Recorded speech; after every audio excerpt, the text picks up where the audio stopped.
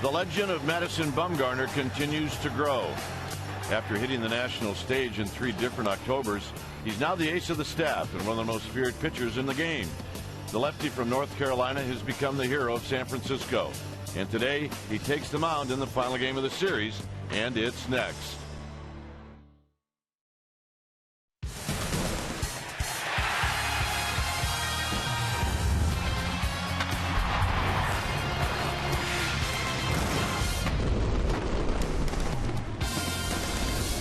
It's Sunday afternoon baseball here at AT&T Park as we come to you in Game 4 of this 4-game series, Braves and Giants. Hi again, everybody. I'm Dwayne Kuiper. Alongside me is Mike Krukow. Well, look, it was about a month ago that we couldn't wait to get out of April, and now with the end of May coming up, it's like we don't want to leave May. But if you're going to leave with Bumgarner on the mound. Well, you're right. I mean, in the way he's been throwing this entire month of May, you would think that you have an excellent chance to win. 5-1 in his last 6 starts with a 2.03 ERA. But if you look at the Giants, what they've done in May, I mean, they're leading the league in hitting, and they're outstanding with runners in scoring position, and their defense has just been stellar. I mean, all facets of their game are really going well. But today they're going to do something that they haven't had to do a lot of in the month of May, and that's win after a loss. So they throw the big fella out there and hope that he can do a big league stop job. Buster Posey back behind the dish as you would expect. All right, should be fun as we close out this great month. All right, lineups, first pitch coming up.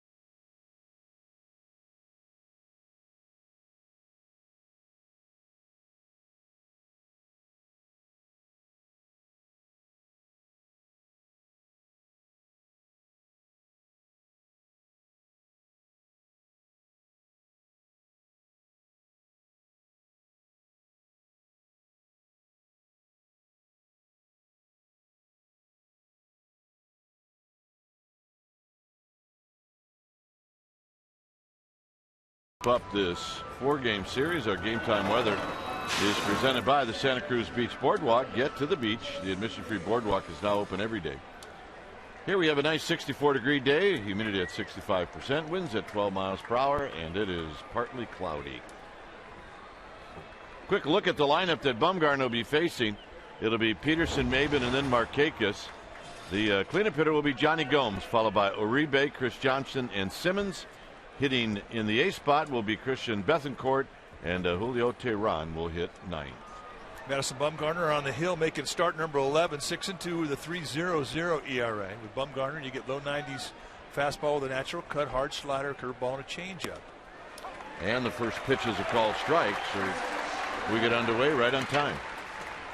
Bumgarner lifetime against these Braves 4-3 with a 3.00 ERA. Peterson has had a good series. He's 5 for 12 in the series. As Crawford now is going to have to hurry, and they get Peterson by a half a step.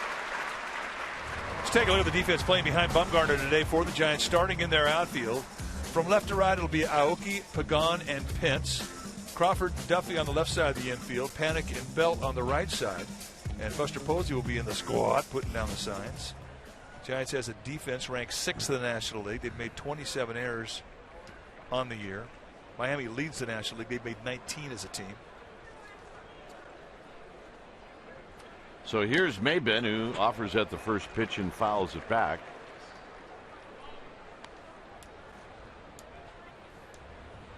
Maben 4 for 13 in the series, hitting at .266.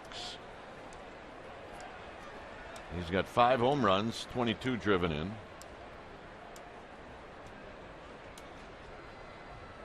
And the next pitch is high. Dale Scott is the home plate umpire, followed by Dan Sonia, C.B. Buckner, and Lance Barrett. I think Dale Scott's another one of those umpires that likes the higher strike better than the lower strike. You'll see a lot of belt high strikes.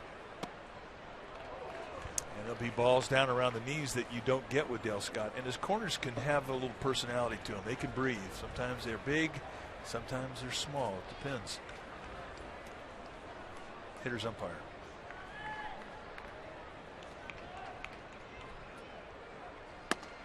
And a strike to make it 2-2. Maven's got a lifetime home run against Bumgarner. He's 5 for 23.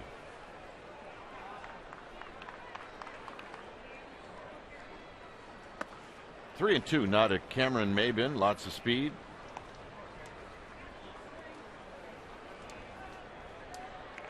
Two for 5 in the game last night.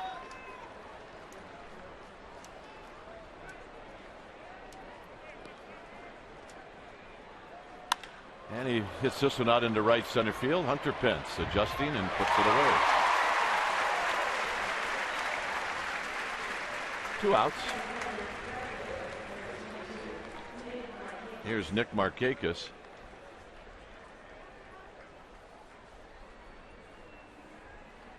Markakis hitting right at 300.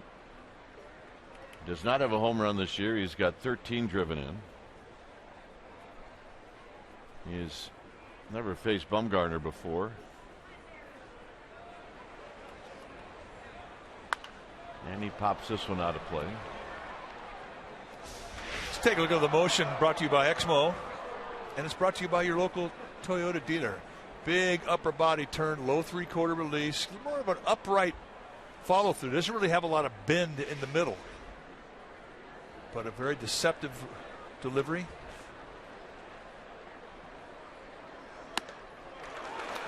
Oh, and 2. And what else is unique about Bumgarner is that because he has that big upper body turn, a lot of arm to try and control, which you would think would make it difficult for him to repeat the stroke. Not so. Very consistent. Hit out into left center field. It'll be Pagan, and it'll be Aoki as Pagan gives way, and that'll end the inning. So a 1-2 inning. It'll be Nori Aoki to lead things off.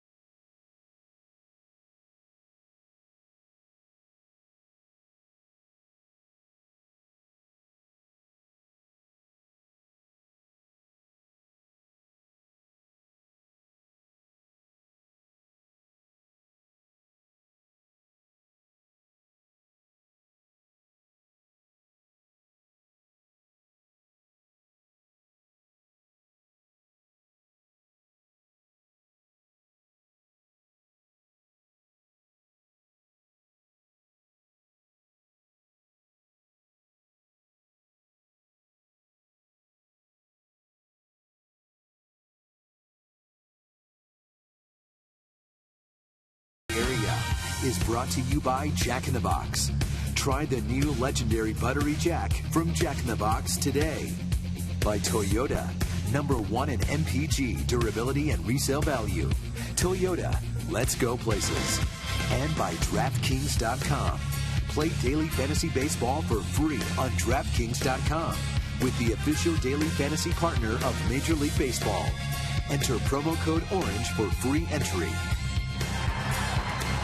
No score as we head to the home half of the first inning. Here's Bruce Bochy's lineup.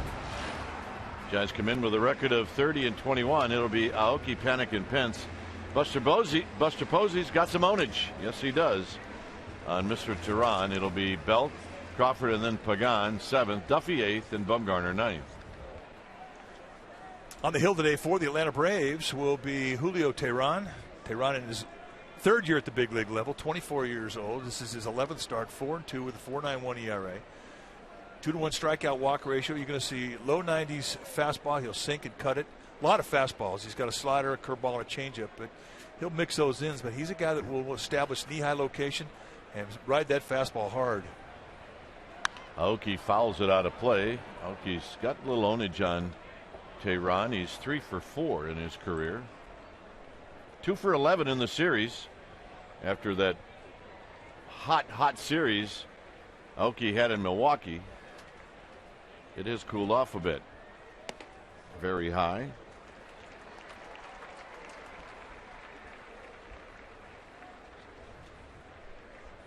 Panik and then Pence. And the 1-1 delivery is hit into left center field, and this is going to be tracked down by Maben for out number 1. Let's take a look at the Braves defense behind Tehran, starting in the outfield from left to right. It'll be Gomes, Maben, and Markakis. Good arms in center and right. Simmons and Uribe on the left side. Peterson and Johnson will be on the right side, and Bethancourt will be in the squad, putting down the signs. So here's Panik. Panik at 295 with 3 home runs, 19 driven in. And he takes wide, 1 ball and no strikes. Atlanta's defense ranks 4th in the National League. They've made few less errors than the Giants, 23 on the year. They're a good defensive club.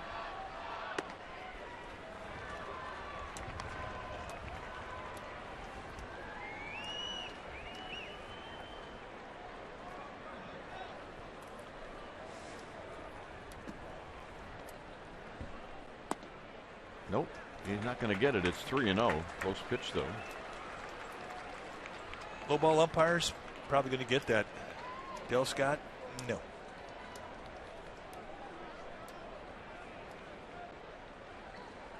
Not close. So a 4-pitch walk. Here's our T-Mobile game changer, May 14th, 2014. Hunter Pence 2-run home run off of Tehran in the bottom of the first. After the Braves scored 2 in the top half off of Bumgarner, Giants went on to win 10-4.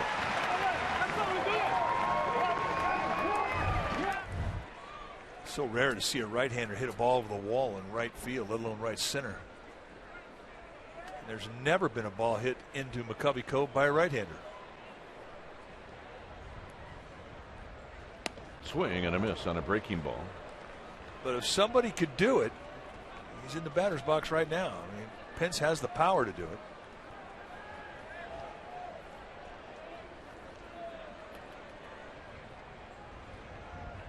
Buster Posey on deck. Panik with his lead. Chris Johnson is at first base holding him on.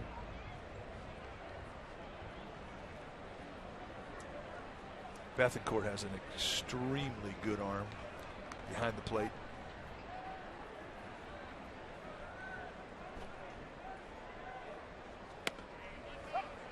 Oh, and 2.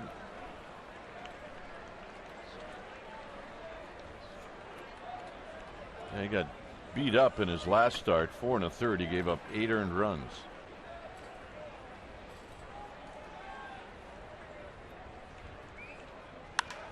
Hit high and deep into center field. Maben, however, has got room, and he's going to put it away.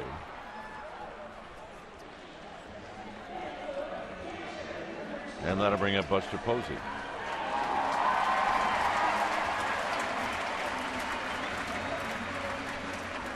So a full game off for Buster Posey last night.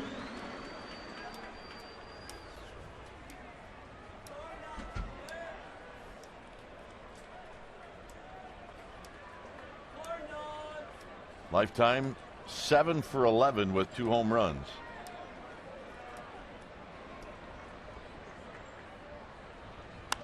And he pops this one up. It'll be right around behind second base, and that'll end the inning. So the walk does not hurt Tehran. We'll head to the second here at AT&T Park. It's 0-0.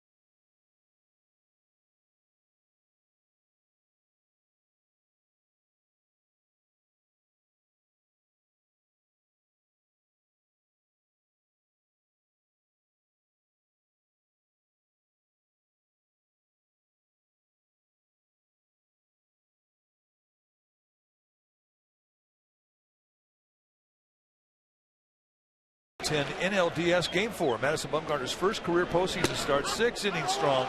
Couple earned runs, 5 strikeouts on 85 pitches. Became the youngest Giants pitcher in franchise history to win a postseason game. He was 21 years, 71 days. Was also the first rookie starting pitcher to win a clinching game on the road in the postseason since Dave Righetti.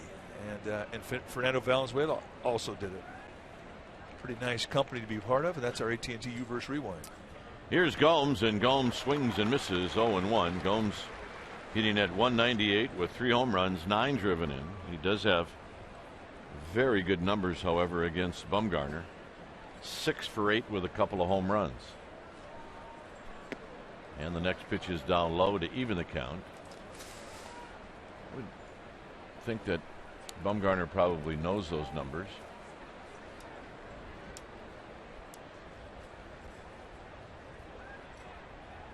Swing and a miss, 1 and 2. He absolutely knows those numbers. When a guy has ownage on you, you know it. Not like somebody could say, "Hey, do you know when someone's got a 6 for 8 going with a couple of big flies?" And you don't know it. You absolutely do. Got him. See the same pitch 3 times. Well, if it's working, keep throwing it, I guess. Absolutely. Especially a guy's got ownage on you. You think you have a little hole, keep getting into it. Make him make the adjustment. And Gomes could not on round 1. Here's Uribe. Take a look at that low 3/4 delivery and the big sweep of that breaking ball with downward bite. Uribe takes a strike. Hit a home run last night. He's 4 for 9 in the series. He does have 11 hits and 36 at bats against Bumgarner.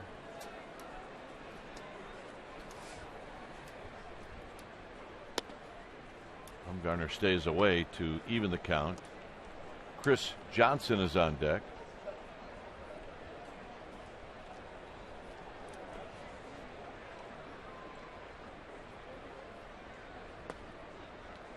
Two balls and a strike.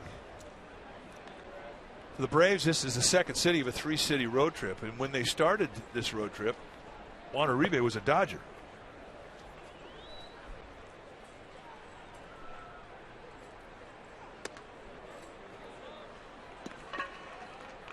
And it's got to be a bit of a weird feeling when you're Uribe with the Dodgers. A team comes to town and all of a sudden they leave and you're part of it.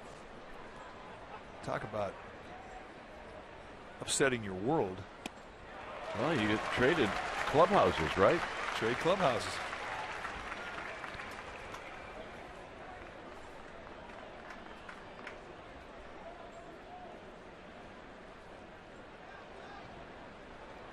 Three and two to Juan Uribe. Got him. Ball gets away from Posey, but he'll step off to the side and throw to Belt. All right, let's check in with Amy G. Amy? All right, guys, Giants fans will be very happy to hear Travis Ishikawa remaining in the Giants organization. He has cleared waivers and will accepted an outright contract with the AAA affiliate, the Sacramento Rivercats. And joining him is former San Francisco Giant Kevin Franzen.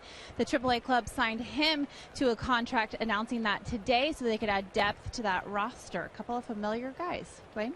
Yep. Good news on both ends. Here's Chris Johnson. And Johnson takes a strike. And both those players very well liked when they were in the big leagues, part of this organization. And of course, Travis Ishikawa will be forever remembered. Well, last year against the Cardinals. Right up there with Bobby Thompson. Talk about Giants folklore. Work for Crawford. A little crow hop and a throw, and that'll end the inning. 6 up, 6 down. Belt's going to lead things off in a 0-0 game.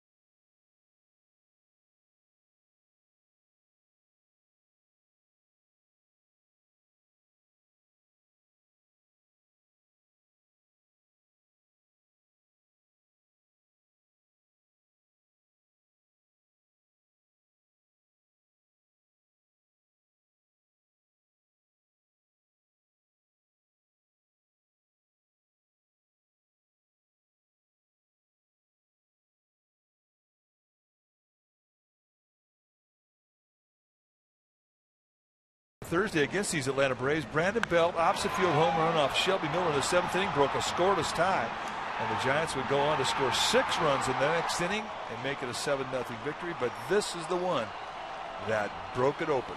Well, given that it was so cold and windy and the opposite field, that was a big boy home run. Yeah, that was a great pitching duel between Shelby Miller and Chris Heston. Heston coming out on top. So here's Belt, home half of the 2nd inning.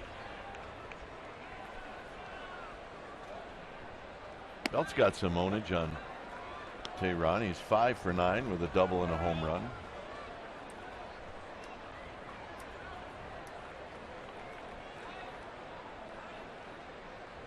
Coming into the game, combined, Posey and Belt,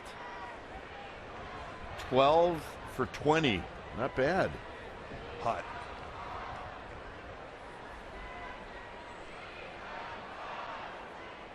combine those numbers against Tehran. There's a pitch outside. 2 balls and a strike.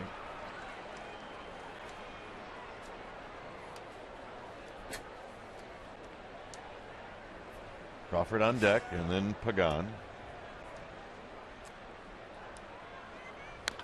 Rolled foul. 2-2. He took something off. Yeah, good change up there.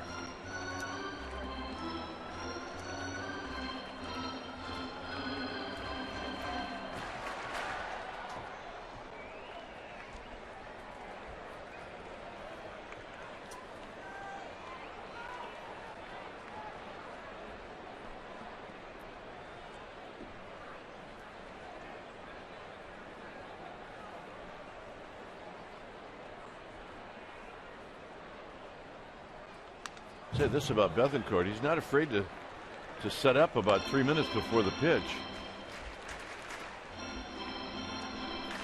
Unless he thought maybe that Tehran was going to throw a little bit quicker than he did. But he set up really early. Except too early. I mean, even if there's nobody at second base, coaches at first and third can relay location. Down the right field line. Foul. Easy. It's a foul ball. It's a baseball. He doesn't care. Guy with the paddle. Be careful. Well, it sounded good. It's just a matter of whether or not it's going to stay inside that big old pole. Not fouled by a whole bunch. Never gets old. Belt hits a high fly ball to right. Markakis back. It is out of here. He comes back and hits one anyway. Ownage is ownage. So in one at bat, he hit one foul and he hits one fair. How many times you see that? No, you don't. Well, he moves it about 2 clicks over, and that is a big league hanging slider. Almost a cement mixer. Not a whole lot of break. And Brandon Belt says, that's where I want it. See ya. C.B. Buckner with the home run sign.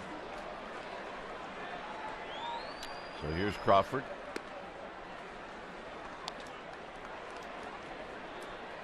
Number 7 for Belt.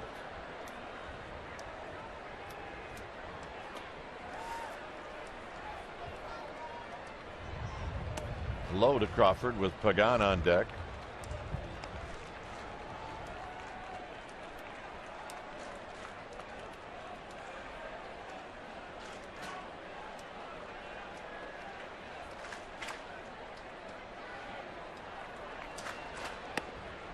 And a called strike by Dale Scott. 2 balls and 1 strike. Crawford in the series. Sorry, Mike, 5 for 12.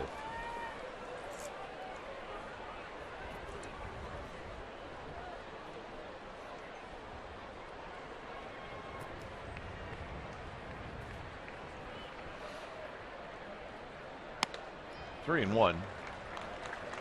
And once again, Tehran creating a good hitter's count. He's nibbling right now. He's not as aggressive to the strike zone as we've seen him in the past.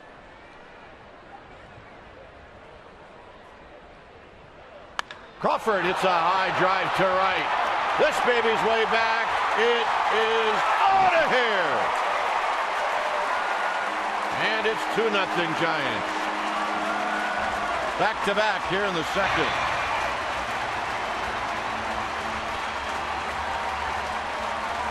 Number 7 for Crawford. The Brandons go deep.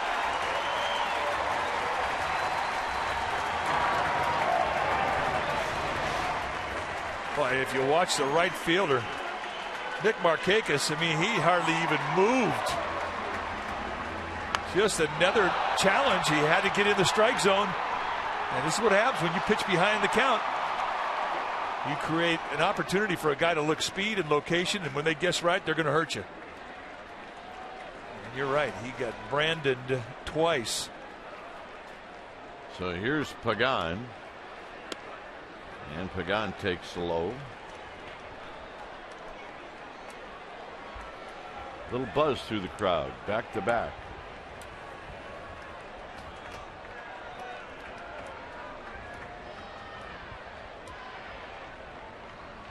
Places a bandbox. Make it 1 ball and 1 strike. You know, there was a day that we thought that. One day. The very first day. Not 2 days. One day. Up. Kevin Elster hit 3 home runs for the Dodgers. There were 6 home runs hit in the game. We're thinking, oh man, here we go. Rolls this one over to second. Pagan retired. Pirates are in town starting tomorrow, and the Monday and Tuesday games. There's a dynamic deal associated with those 2 games. Tickets start as low as $8. Visit sfgiants.com/dynamic deal.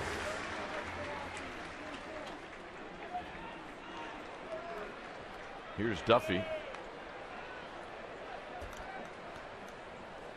Duffy hitting .285. And he takes a low with Bumgarner to follow.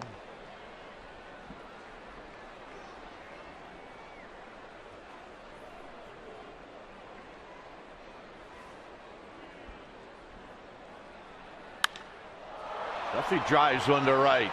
Down into the corner, and it's foul off the bricks. It is a bandbox today. Yeah, bandbox. We're at Coors Field, folks, today. And this beautiful Sunday afternoon. Well, look on Tehran's face thinking, you know, the same thing. Foul by about 4 feet, high off the wall. But again, he falls behind the count 1-0, and guys are going to sit on 1 speed. And he's been delivering it to him. And they're squaring him up.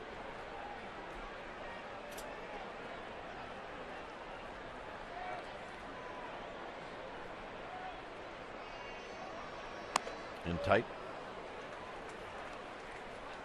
That's a pitch right there just to show a hitter that, yeah, I will come inside occasionally.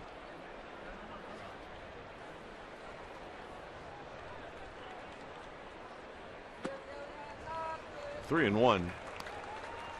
Once again, behind in the count.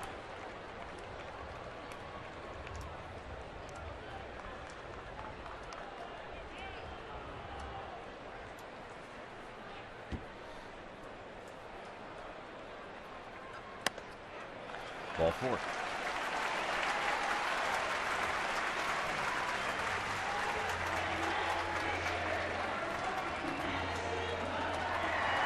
So here's Bumgarner.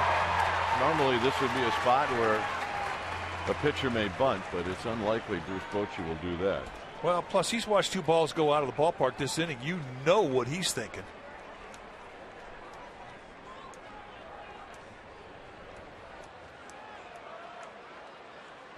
Well, he's thinking I can hit it further than those 2 guys. That's exactly what he's thinking.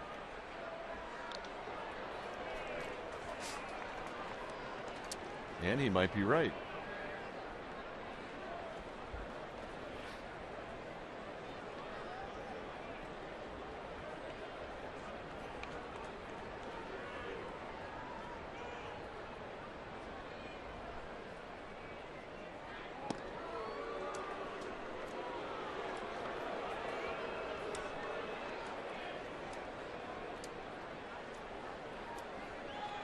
Duffy's got 1 steal on the year.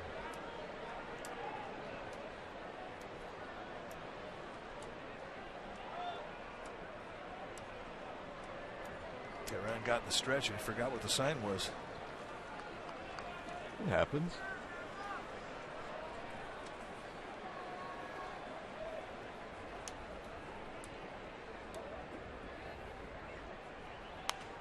Oh, he had a rip. He might have had a hanger. It's 0-1. Didn't quite have the timing. But nevertheless, look at the mistake at the belt. I mean, this is elevated on contact territory. And as he proved against Kershaw, I mean, he doesn't have to get all of it to get out of the ballpark. He said that home run he hit off Kershaw is only home run this year. He didn't get all of it. Pagan go or make that Duffy goes, and it's foul back. It's 0-2.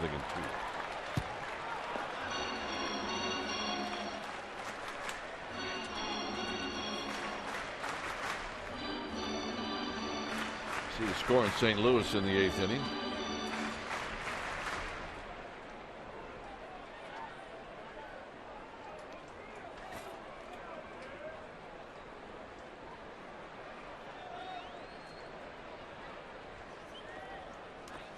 Down low, Duffy's going to go.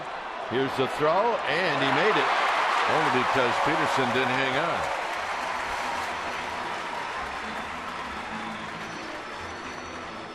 That'll be a wild pitch. With the strength of Bethancourt's arm, he doesn't have to have a big window to gun you down. He sees that the runner's going, and threw a little sinker to Jace Peterson, who could not come up with it. But it definitely beat Duffy by a bunch.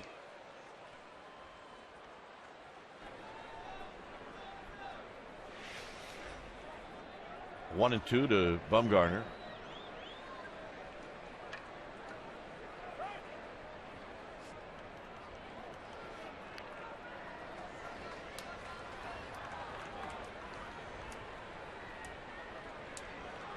Did I see Bethancourt yelling at himself like I should have thrown the ball a lot better? Well, either that or I think he may have been saying something to his second baseman who didn't catch the ball. One of those things. Outside, 2 and 2. That did not miss by much. The other thing, too, about Bethancourt, if you're Matt Duffy at second base, you can't get too far off because Bethancourt will try and pick you off second. A lot of guys in the league that do that, and he's one of them.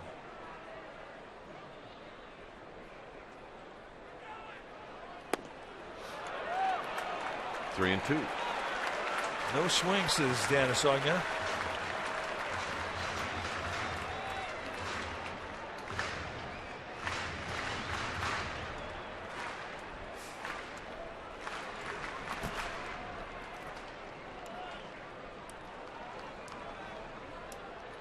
Three and two to Bumgarner.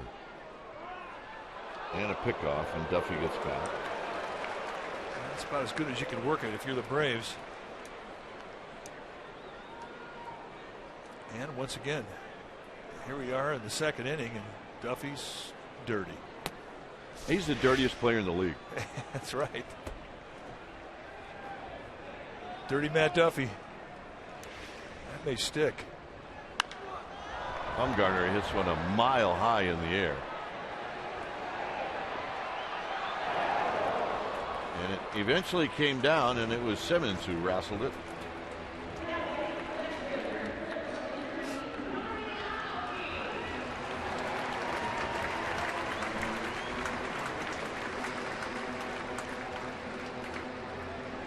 Scruffy Matt Duffy.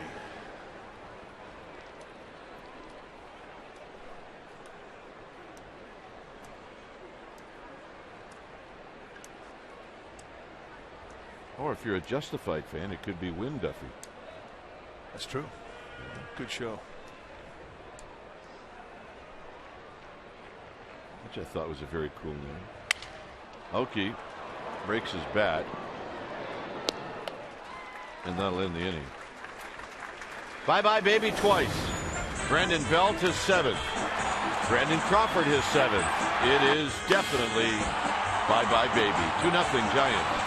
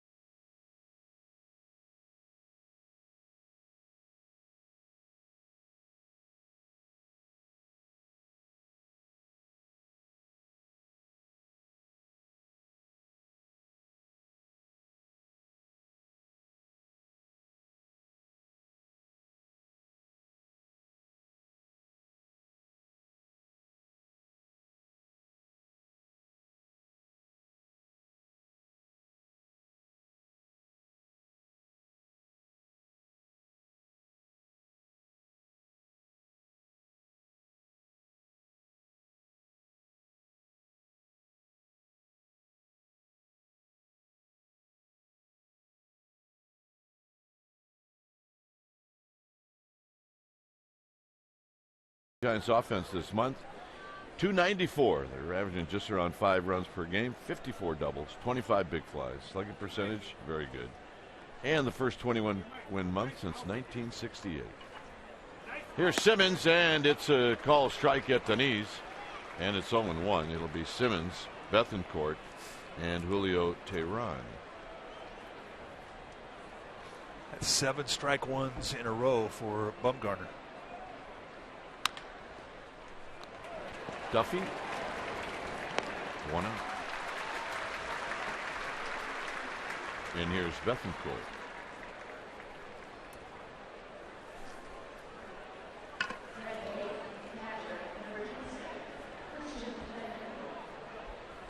Bethancourt is 1 for 4 in the series, and all those at bats came in the game last night. A.J. Brzezinski played the first 2 games.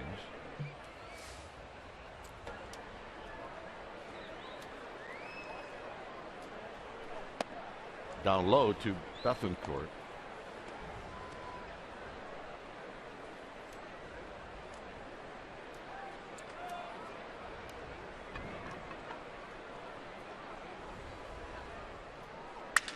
And that's a broken bat. And Crawford's going to have to hurry, and he makes a nice play. Well, next Tuesday is Autism Awareness Night at AT&T Park. Your special event package will include a game ticket to see the Giants take on the Pirates and a collector's edition hat.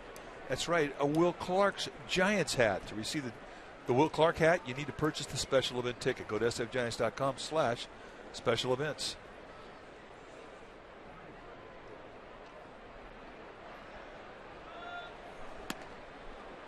There's a pitch to Teheran that Bumgarner thought he had a strike.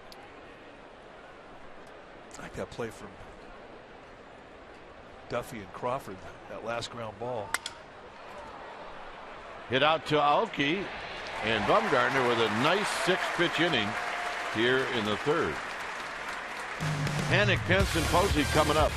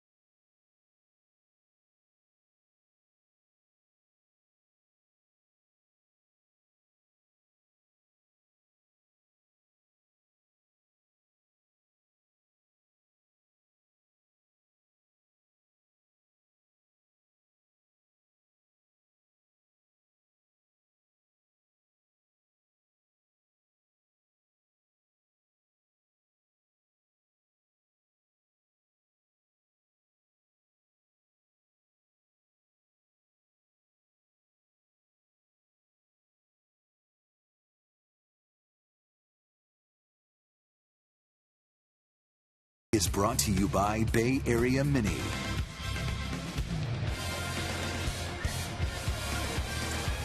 Well, log on to csnbayarea.com as insider Alex Pavlovich provides wire-to-wire reporting of the Giants season. You get breaking news, video, special features, and more only on csnbayarea.com.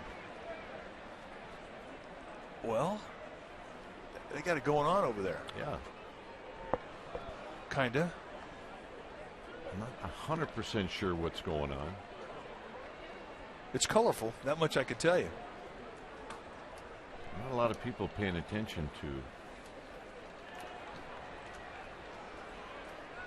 whatever those are.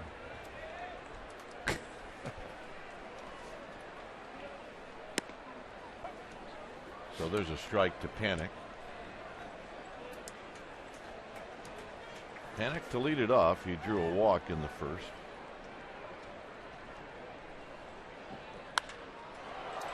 Lifts this one out to Johnny Gomes. One out. Dave Fleming is on assignment. John Miller, he'll be in. Innings 4, 5, and 6. I will see you back here in the 7th. Here's Hunter Pence.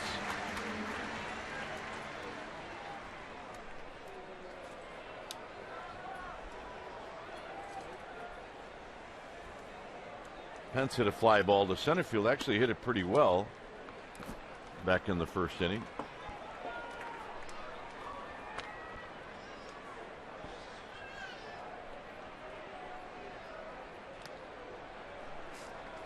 Doesn't look like Tehran's too comfortable with the Giants mound. A couple of high sockers going at each other. High tops, high socks, taking on high socks.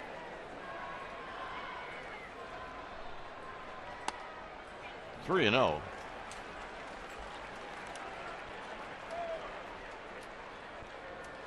It's the socks Mike's talking about. Actually, one guy puts the pants above his knees. Pence got a 3-0 pitch, and he pops it up. 2 outs. And here's Buster Posey. Well, he's the only guy I know in baseball that has the pants above the knees. I mean, he really looks like a wide receiver. It's a comfort thing.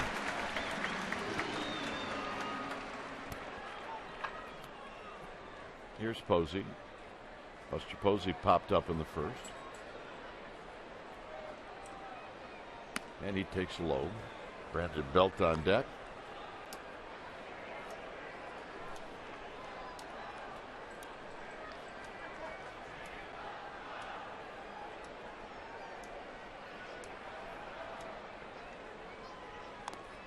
And Posey on a check swing rolls it foul.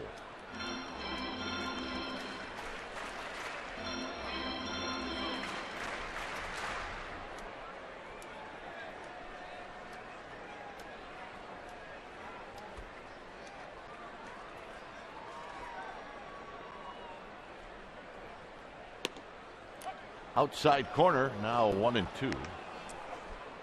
Not seen that pitch called a strike. That location. Saw Buster Posey grimace.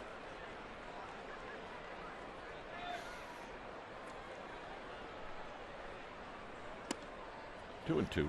Well, Tehran trying to come right back to that same location. If you're getting a pitch that is down and away and below the strike zone and it's getting called a strike, get back out after the same location.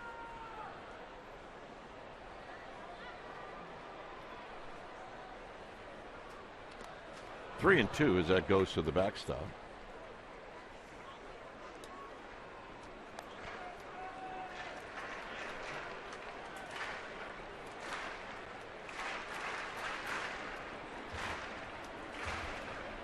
Cardinals beat the Dodgers. That's now a final 3-1. 3-2 to Buster Posey. And he walked him. Third walk by Tehran. That at bat started out 0-2. Hey, the family's here. He brought his foam finger.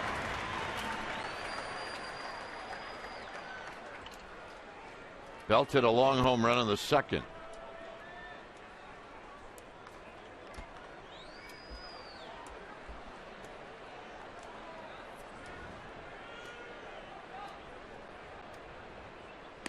And he takes a strike, and it's 0-1.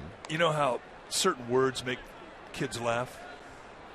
Well, my grandson Cohen thinks foam finger, that's the funniest thing on the planet. Well, I kind of agree with him. There's a pitch inside, 1 ball and 1 strike. I just have to look at him and say foam finger, and his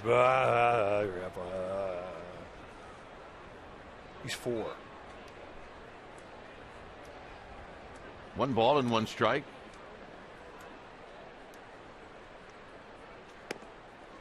Two and 1.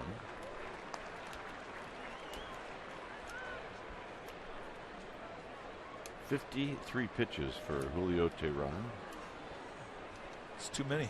45 or less after the third is over. And a lot of what he's thrown today has been out of the stretch.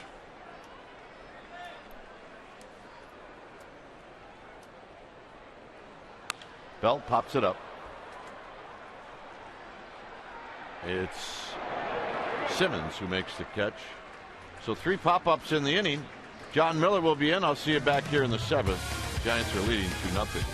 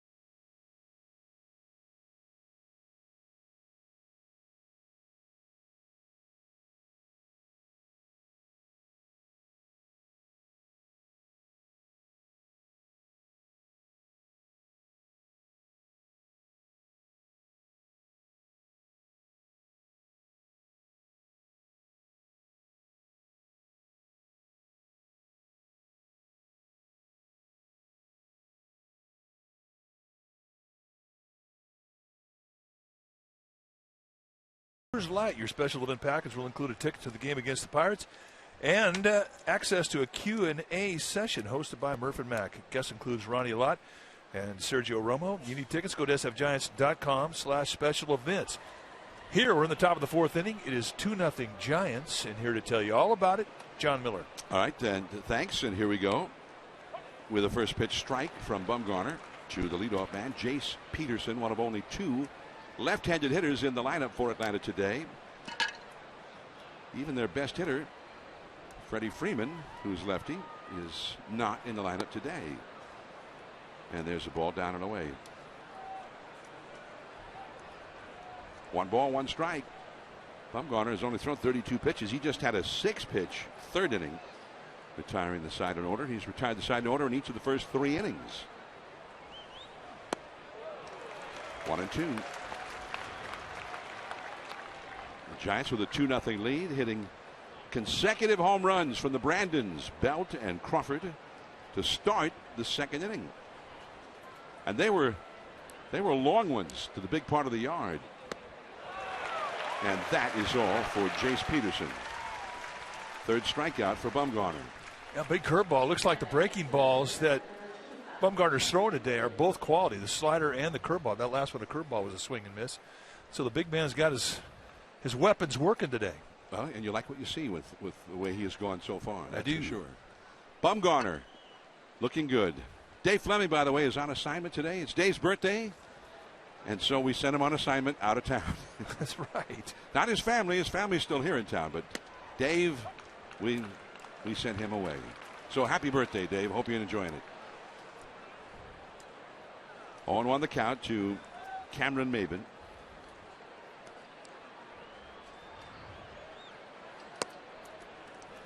Now a ball and a strike. He hit a fly ball to right center his first time. Pirates here tomorrow. Pirates have been a very hot team.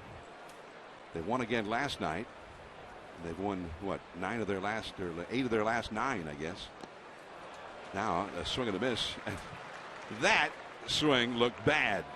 Bumgarner really broke him down big time. Well, again, an example of just how quick and how explosive that breaking ball is.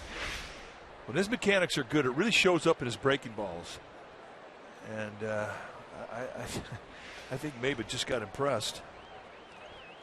The 1-2 count, and he fouled the fastball back into the second deck, and a fan caught it, brought his glove and caught the ball.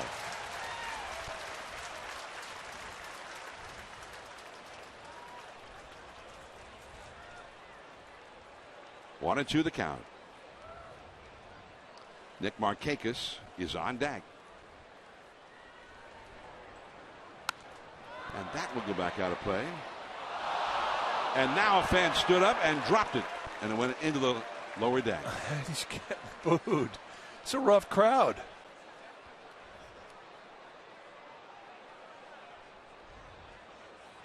One ball, two strikes.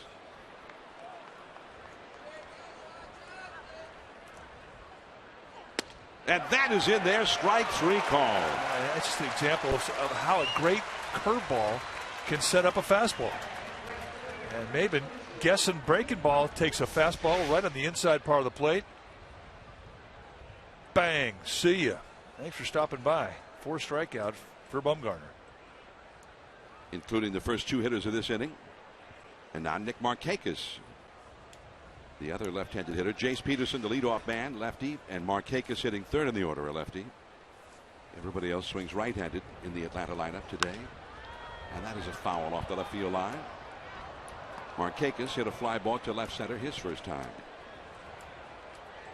2-0 Giants in the 4th inning. The Dodgers were beaten in St. Louis 3-1.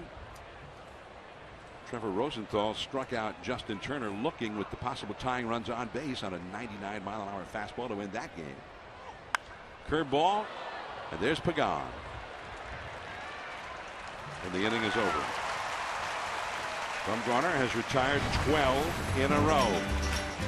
Bumgarner due up 4th in the last half of the inning, but he is taking care of business on the mound in a big way early on. 2-0 Giants.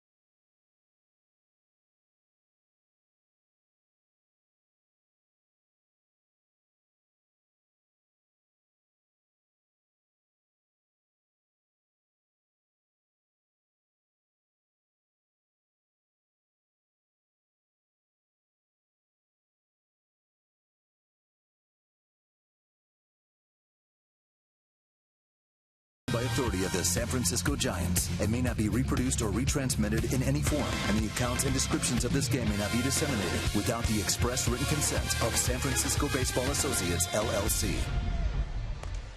Giants 2, Atlanta 0 as we head to the last half of the 4th inning, and Brandon Crawford will head to the plate to lead off against Julio Teheran. I'm John Miller with Mike Krukow. Dwayne Kuiper is over on the radio side.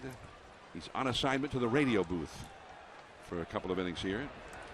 Brandon Crawford hit a long home run. I checked the StatCast measurements on the MLB At Bat app. 409 feet, and it left the bat at 106 miles per hour. Ooh, he just missed another one. Well, let's take a look at that one in the 2nd inning. Got behind the count, 3-1. Had to come in, middle in. See you later. That's a big fly.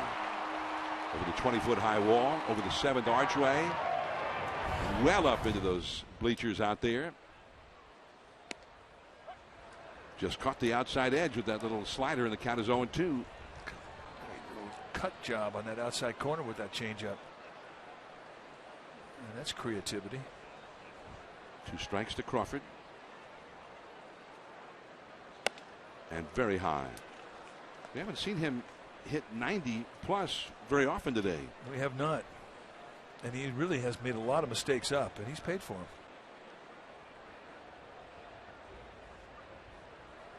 1-2 the count.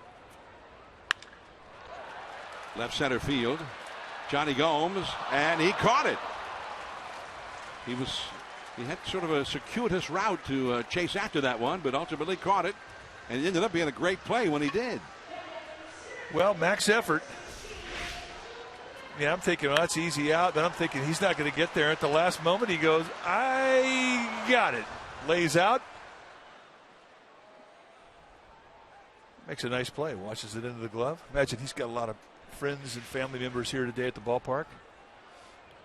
Northern Californian. Good guy.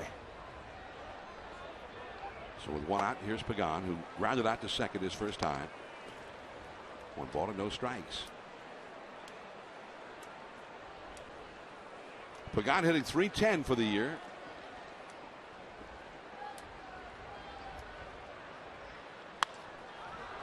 And the pop-up is Jace Peterson, the rookie second baseman. 2 down.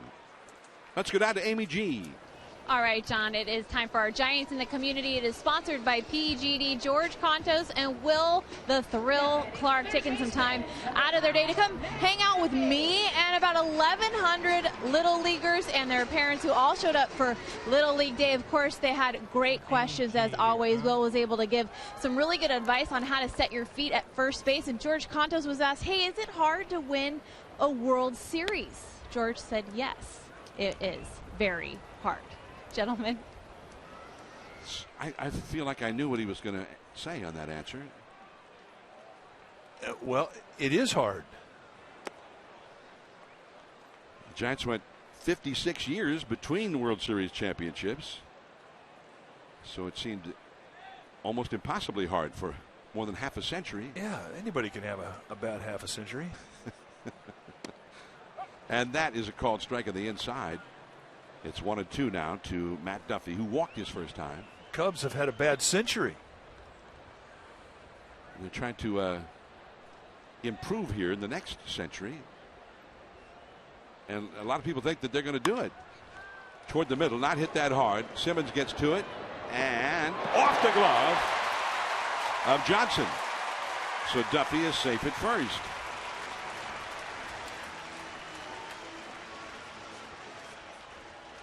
Freddie Freeman, the regular first baseman, is pretty slick around the bag. Not in there today. Well, Andrelton Simmons usually very accurate with his throws, and you see Johnson going. That's got to be an error on the first baseman. I was wondering who they're going to give that to, but it's got to be an E3, and they've given E6. I think the official score, once he looks at that video, will have to change that. He just missed it. Bumgarner popped up to short his first time. I'm going to write E3 in my scorebook.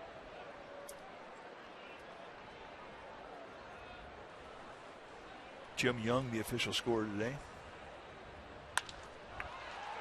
Simmons with the underhanded feed to Peterson for the force out on Duffy, and that's the inning. On to the 5th. Johnny Gomes will be coming up against Bumgarner. 2-0 Giants.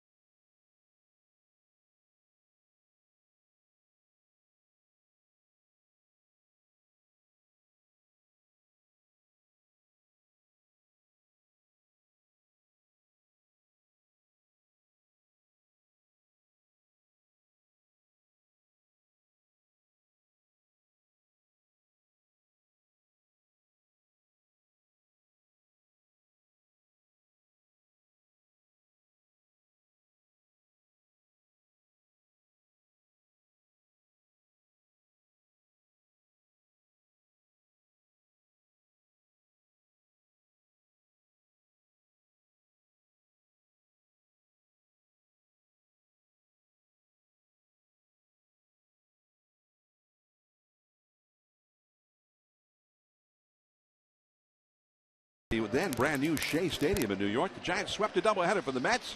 Juan Marichal won the first game 5-3 in 2 hours and 29 minutes. And then game 2, the Giants also won 8-6 in 7 hours and 23 minutes.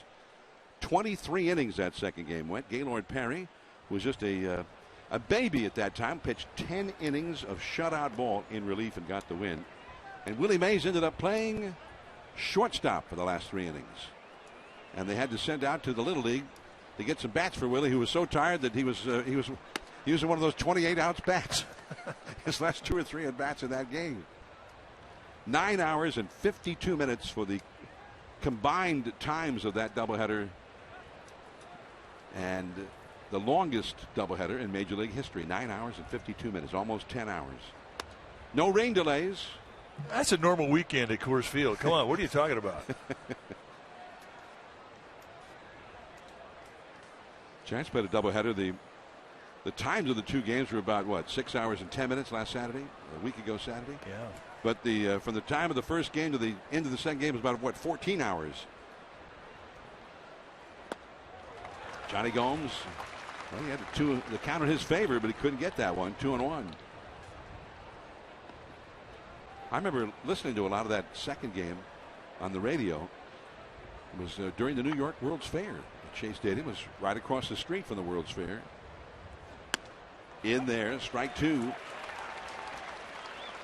And it was Del Crandall who knocked in what proved to be the winning run. The veteran catcher in the 23rd inning. 2-2 the count. Off the foot. Ouch. 2-2. You got a guy like Johnny Gomes. He gets in that batter's box and he looks at the pitcher. Before every pitch, he'll tip his cap to you, just to be pleasant and friendly. Oh, there he is. That's what he's doing again. Oh no, he'll get you again. There you go. How you doing? Nice to meet you. How's the wife and kids? He tipped it several times there. Ooh, just a bit outside. So now 3-2 to Gomes.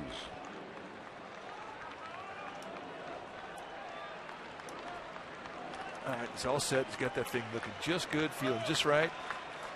Hey, Bump, how you doing?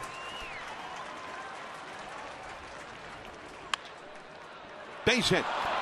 And he is the first base runner of the game for Atlanta against Bumgarner.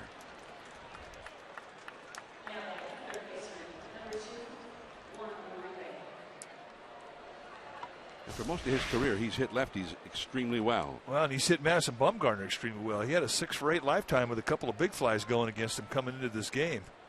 Struck out his first at bat here. Just finds the 5.5 hole right between third and short. And even a nice effort like that, not enough to get him. Juan Uribe struck out his first time, and the count is 0-1.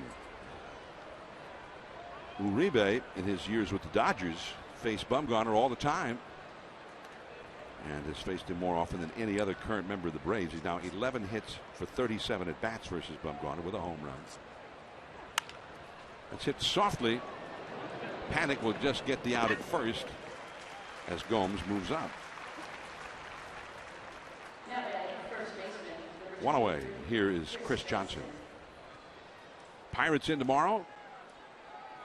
Pirates have been very hot after a slow start to their season, and their top 3 pitchers are lined up to face the Giants. Garrett Cole, A.J. Burnett, and Francisco Liriano. Night games tomorrow and Tuesday, the day game on Wednesday at 12:45 before the Giants head to the White House. And Posey lost that one, and Gomes moves over to third.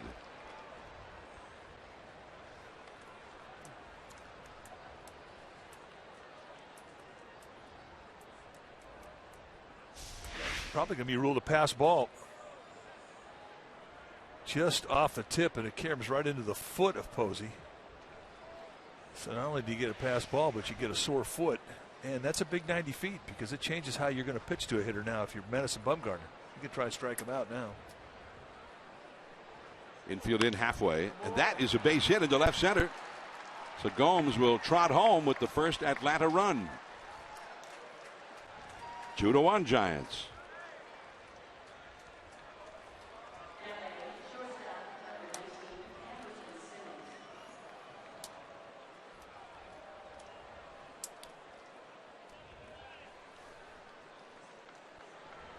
Johnson has also had some success against Bumgarner, now hitting .350 lifetime against him. So the two guys that in this current Atlanta lineup who have really had some success against Bumgarner are the two guys who've gotten the hits against him here. Andrelton Simmons to the plate now. He grounded out to third his first time. And ball one. Giants got 2 runs in the second on the home runs by Belt and Crawford. Now the Braves with their first hits and a run here in the fifth.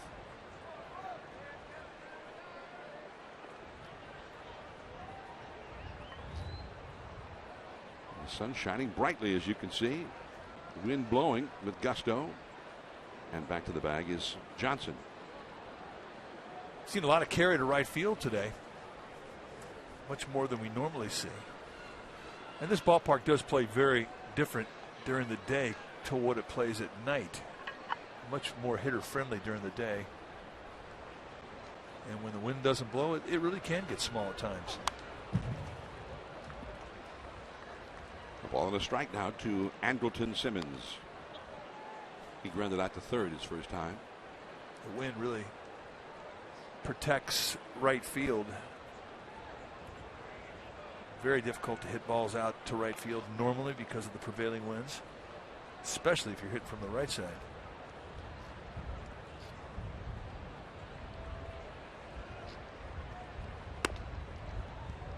Two and one.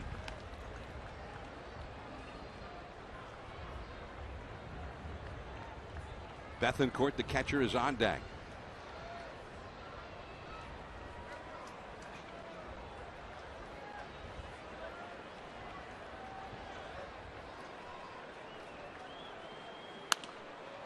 That is going to go out of play. Foul off the right field line. And it's 2-2. Guy brought his glove, made a nice play. Hands down, not even close. More gloves at this ballpark with the fans than any other park in the country. I think that's one of the coolest things about this ballpark. And it really was out of necessity. When it first opened the doors because of the proximity the fans were to the field. You had to have them to protect yourself. It's become kind of a tradition here. Right to Pagan.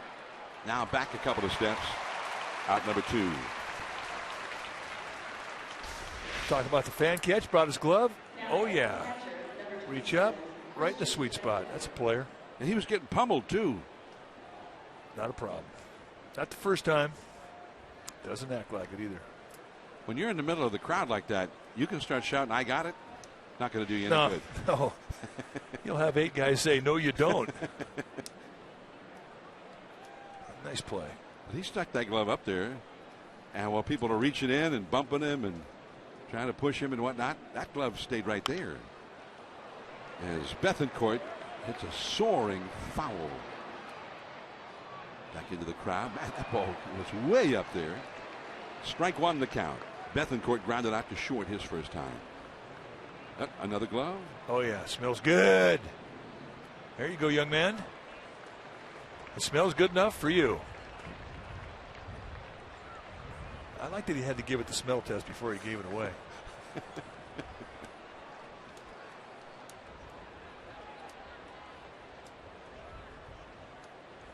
0-1 the count. Curveball and a foul. 0-2.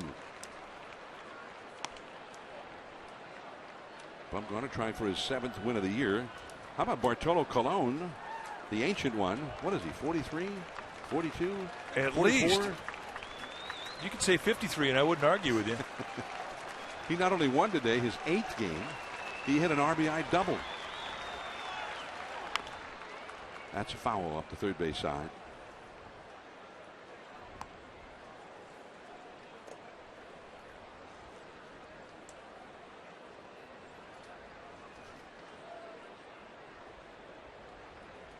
Bumgarner with a new ball, and he'll go back to work here. 0-2 the count to Bethancourt.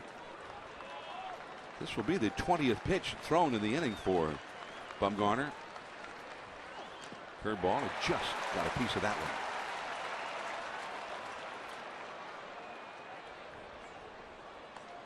Yeah, that's right, exactly where he wanted to throw that 0-2 breaking ball, right on home plate.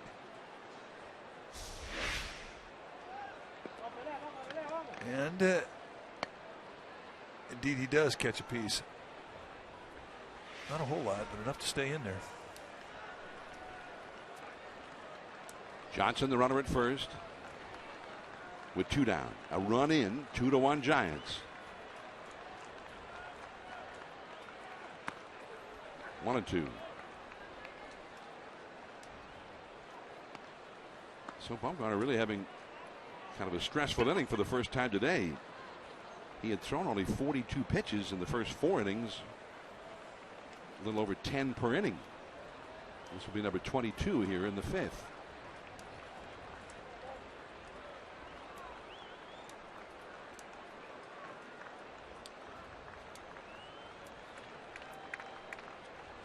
He's ready to try it again now to Bethancourt. Posey's going to have to retrieve that one, and he throws him out. 2-1 Giants, top of the order. Aoki, Panic, and Pence. Aoki-san when we return.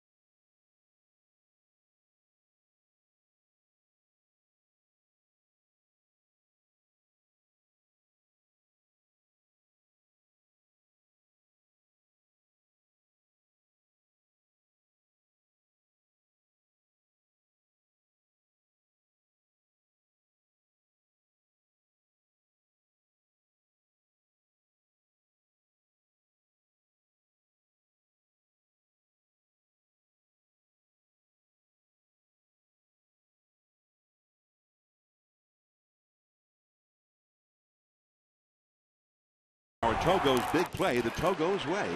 It was April the 11th, 4 years ago. The Dodgers came in, and their former teammate Juan Uribe received his World Series ring in a pregame ceremony. And it brought a tear to his eyes, as you can see, and did just about everybody else who was here that night. And that's the last time that he's ever got a cheer here at AT&T Park. That's it. You get one, and that's it, pal. But it was an emotional night. I think that night Tim Lincecum was pitching, and I think he drilled him his first at bat. And he had drilled him in L.A. when the Giants had played there, and then just a few days later they're playing here, and Lincecum drilled him again.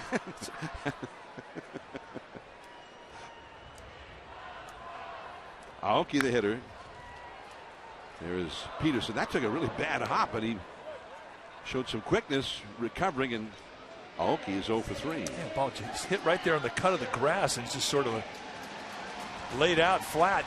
Nice play. I mean, you never really know what you're going to get when you come in a ball right there on the cut of the grass, flattens out. But Peterson staying with it. Then he just has a little ad lib with his little backhand flip. Piece of cake. Now Joe Panic, who has walked and flied out. Aoki is 0 for 3 against Tehran. At the knees for a called strike.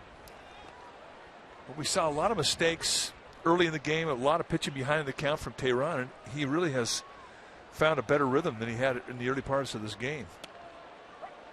Because he is wearing out the knees right now. Got a real low one called a strike there. 0-2. Well, this is what we're used to seeing. The little extra stage movement on the fastball, a nice quick little slider, change-up combination.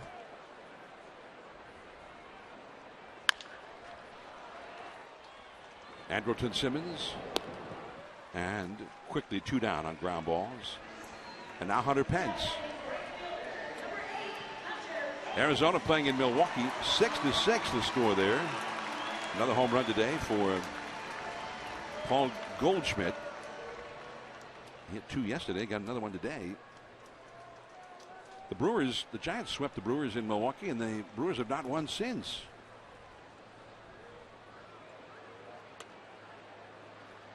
Take it for ball 1. Did not miss by much there. That's a good curveball. Pence is 0 for 2.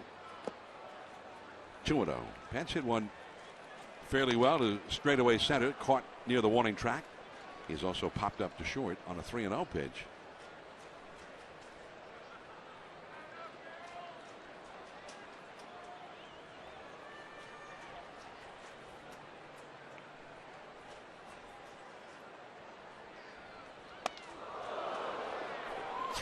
Easy take there.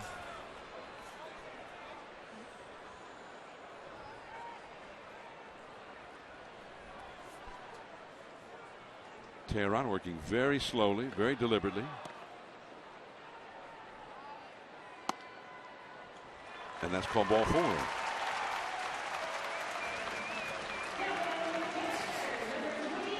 Fourth walk allowed by Tehran, who has not struck out anybody. And now Posey, who has popped to short and walked, coming up. Posey had the day off yesterday. And a complete day off. Not one of those days where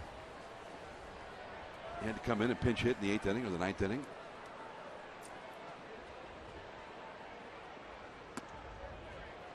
Off the inside, ball 1.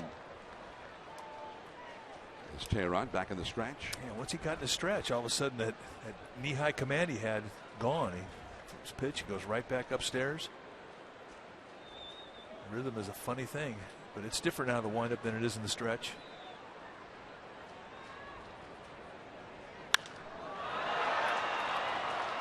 Markakis right in front of the wall. And we're going to move to the 6th inning now. Tehran, and then the top of the order coming up against Bumgarner. 2-1 Giants.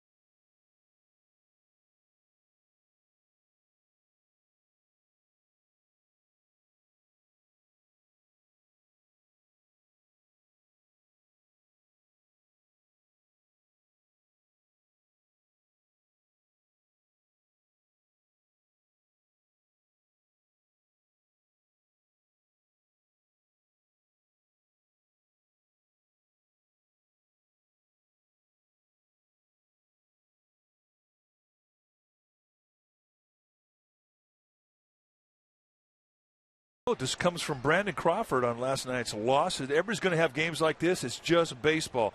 I think it's a mark of a pretty good team when it doesn't happen that often. And that's our Geico quote.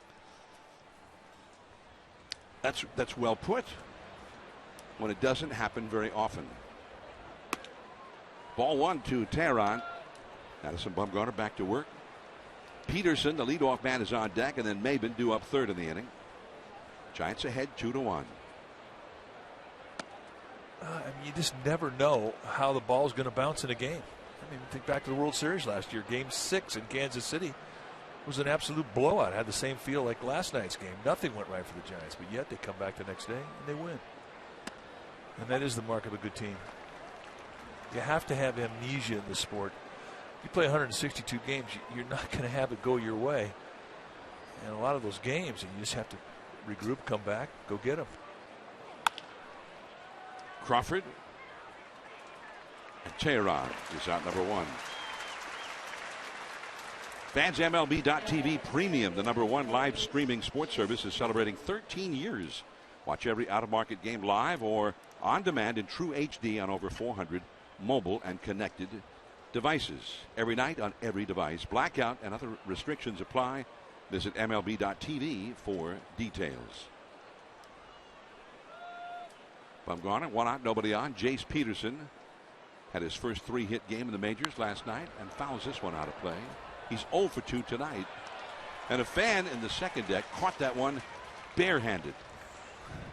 Nice. Yeah, last night we had a lot of firsts in that game. First 3-hit night for Peterson, first win for Williams Perez, first base hit for Williams Perez. It was not the Giants' night to win. First time all month that fans may have left saying, man, what a drag that game was. You're right. I haven't said that a lot in May. 1-1 the count. And back out of play. 1-2. The Giants have been great in the month of May, and especially here. They have had 8 shutouts in the month of May, and all of them have been pitched here. Rather remarkably. That is a very small list of teams that have done that. And I mean 8 in a month in any venue, but a much smaller list of teams who did it 8 times all in their home ballpark in the same month.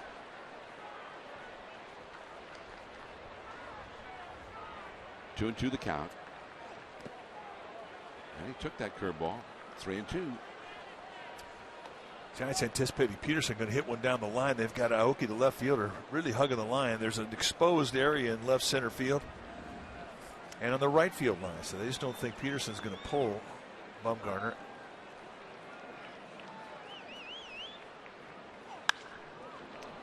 Well, there's Aoki. He's got to go back on it.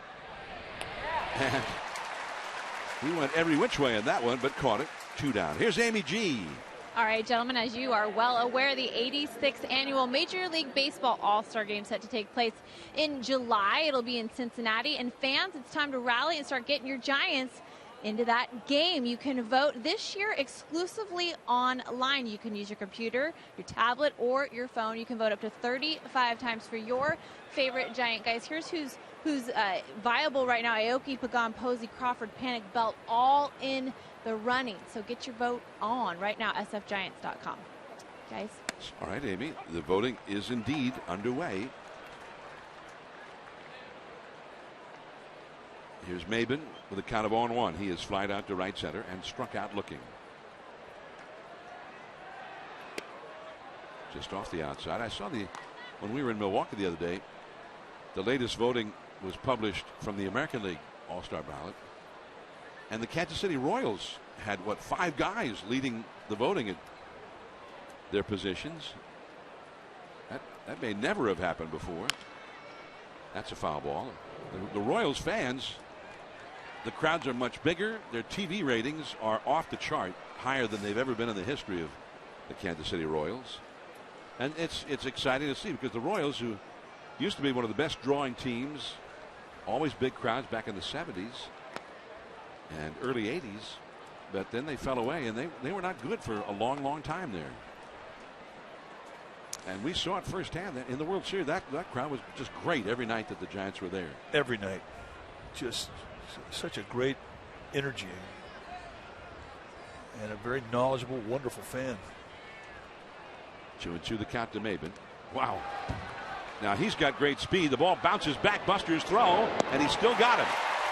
A friendly AT&T assist for Buster Posey to throw him out on what otherwise would have been a wild pitch. Last of the sixth now. Belt, Crawford, Pagan coming up.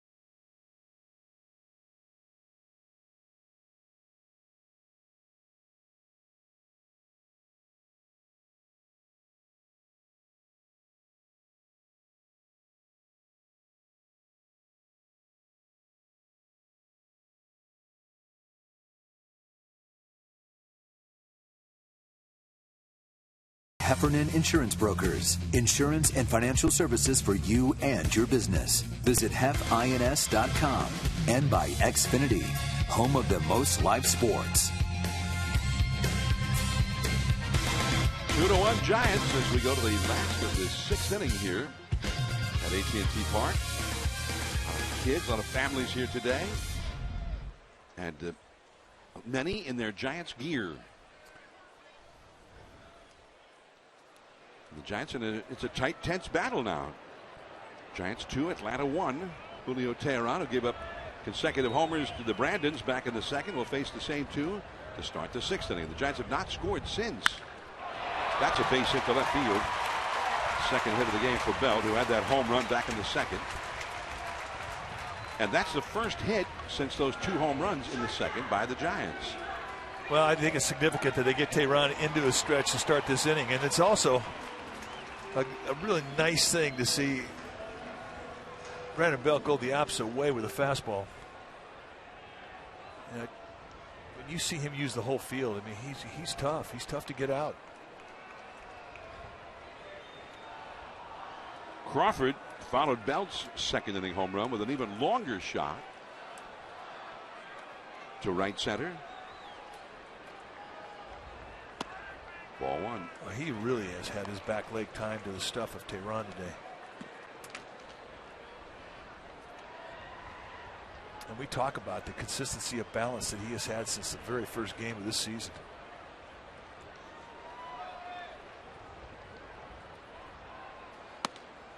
Two 2-0.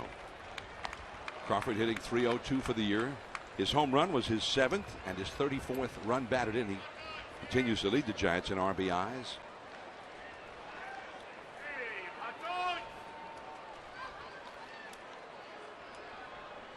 Hole opened up on the right side with Johnson, the first baseman, on the bag with Belt.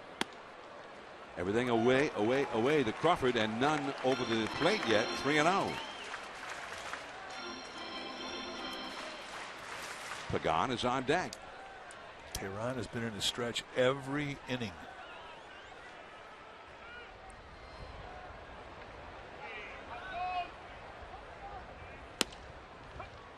And he got the call on that one. 3-1.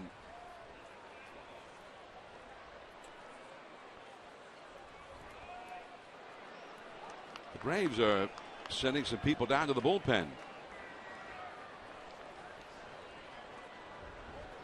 Well, the pitch count is not excessive. This will be his 83rd pitch of the day. On the run, Maben gets there. Right near the warning track in left center. Belt back to first. I mean, you really have to get one over the head of Maben. He's got nice range. Donnie Veal started to throw in the Atlanta bullpen, the left-hander. Veal, one of two left-handers that the Braves have in the bullpen. Eddie Perez, longtime catcher for Atlanta. He was the backup, but he was often the guy who caught whenever Greg Maddux pitched. Now he's the bullpen coach for the Braves. And that's a called strike to Pagan.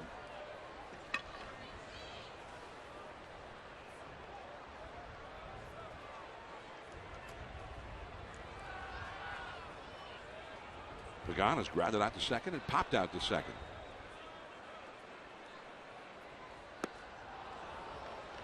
On 2. All the guys in the Giants lineup, the one guy who's just not picking up Tehran well has been Pagan.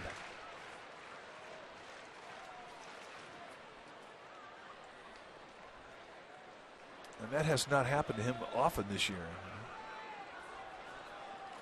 He's a guy who usually figures a guy out quickly. Check swing and appeal denied by Lance Barrett, the third base umpire. 1-2. We're in the last of the 6th. The Giants leading 2-1. 1 out. Belt led off the inning with a single. He's still at first. Braves middle infield, double play depth as you can see. And the center fielder, Maben well over toward left center. Big gap in right center for Pagan. It's a pitch him away, play him away defense.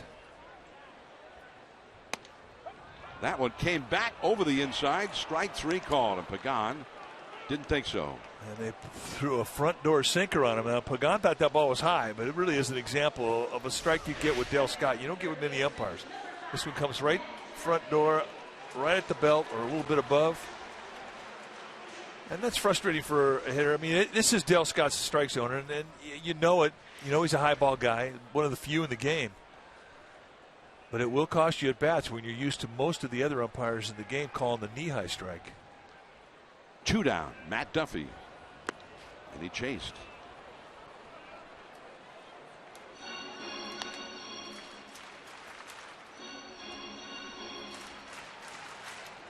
That strikeout for Tehran, his first of the game. 1 strikeout and 4 walks. But he's only allowed 3 hits of the Giants. Bumgarner on deck.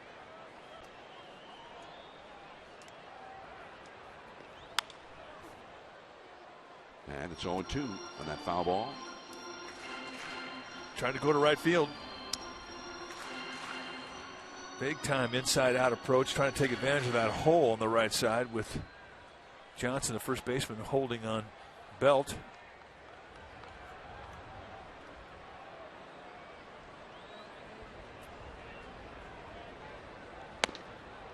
And he lays off that high fastball. That was 92 miles an hour.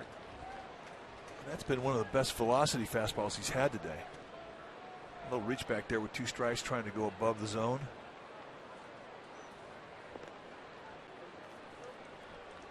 Uh-oh. Belt is picked off. Dwayne Kuiper will be returning from the radio side. We head to the 7th. The Giants are leading 2-1.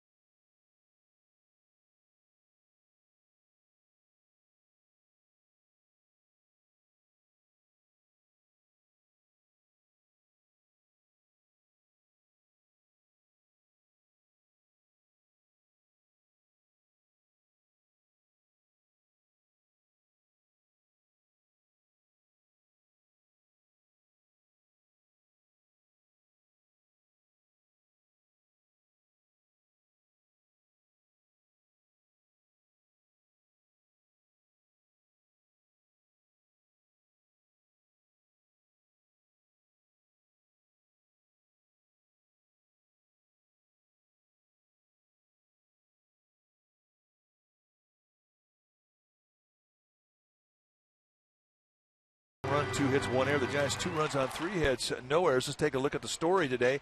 It has been a duel between Julio Teheran and Madison Bumgarner, both with 6 innings. 3 hits by Teheran, 2 by Bumgarner, 6 strikeouts against 1 from Teheran, and 4 walks. And Bumgarner hanging on to a 1-run lead. As we go to the top of the 7th, 2-1 Giants. Here again is Dwayne Kuiper. All right, Mikey, and here's Markakis to lead things off against Bumgarner. And a bouncing ball to Belt. Belt will go to the bag himself, and he beats Markakis for 1 out. 1 pitch, 1 out. So the question is Brandon, where are you going? Well, it's not like he's going to steal a base. But that may wind up working out in the Giants' favor, believe it or not, because they will not lead off with a pitcher. They'll lead off with Duffy. But so you're saying that Belt's actually a lot smarter than everybody gives him credit for? Well, maybe not in that particular instance. Don't want to get picked off with 2 outs. Yeah. I really can't think of a good time to get picked off. Unless it's spring training and you're down by 10. Yeah.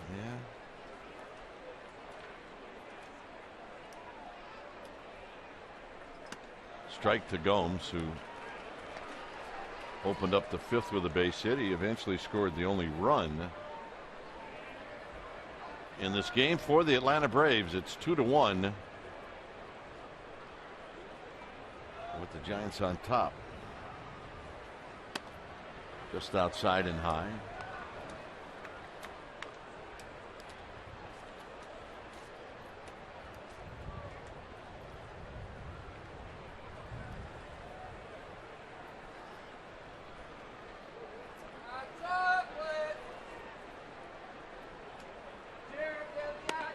Down low, so it's 3-1.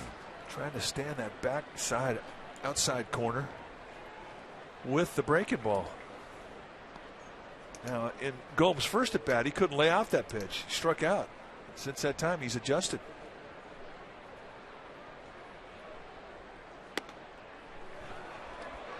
So the 1-out walk. And that's the first walk of the day for Madison Bumgarner. So here's Uribe, who struck out and bounced out. Milwaukee and Arizona in extra innings at 6-6 in Milwaukee.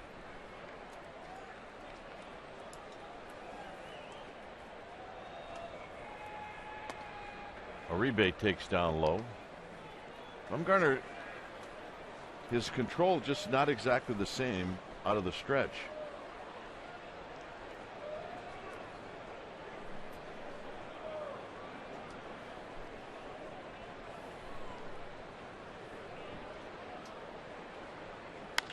High and deep to left. And it is gone. And Uribe, who has some ownage on Bumgarner, hits a 2-run home run off him here in the 7th, and the Braves take the lead.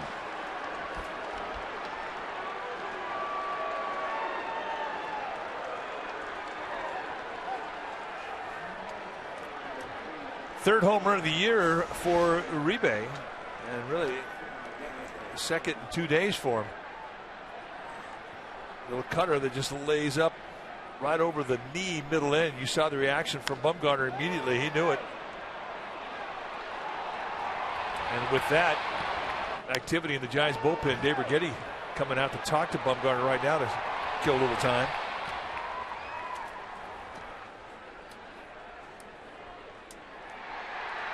Second in 2 games for Uribe.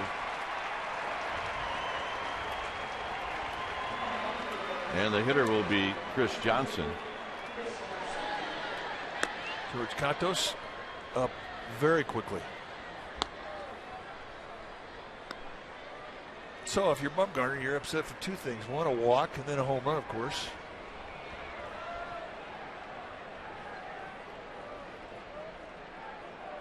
Johnson singled in a run in the 5th. Here he swings and misses, and it's 0-1. For Bumgarner, that's the 8th home run that he's surrendered this year.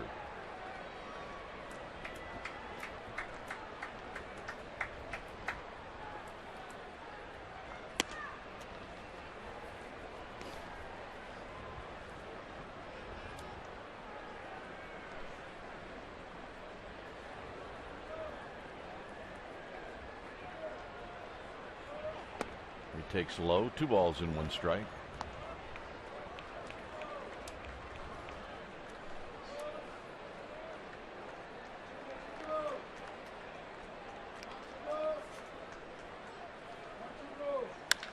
Hit on the ground and up the middle for a base hit. So that's the 2nd hit in a row and the 3rd base runner in a row. And now the hitter will be Simmons.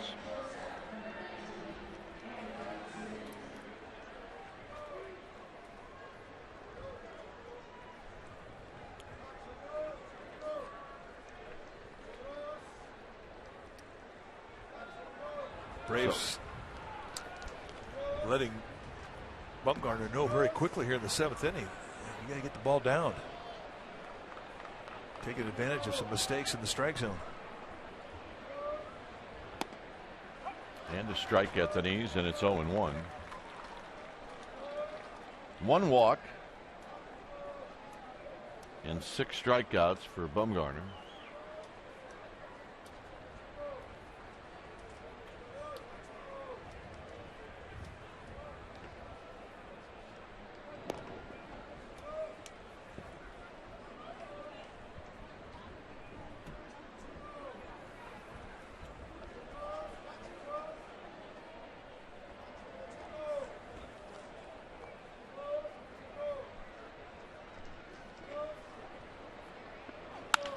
Base hit past Crawford.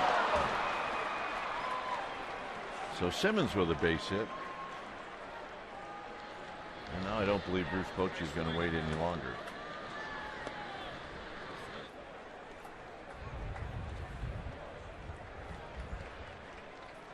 So Bumgarner is going to leave with 94 pitches.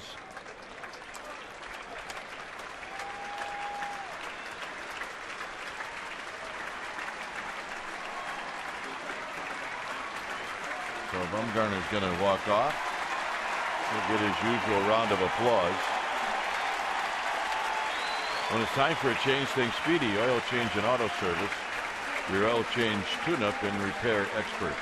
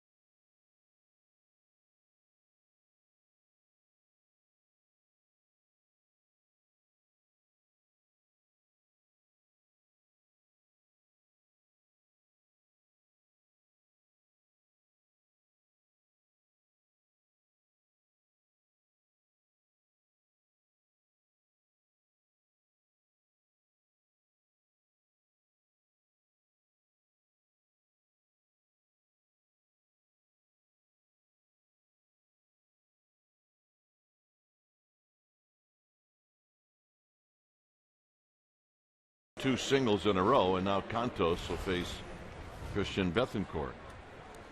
Sisters are here, and that means it's time for George Cantos to take the mound. George, for the 25th time, has come into a ball game.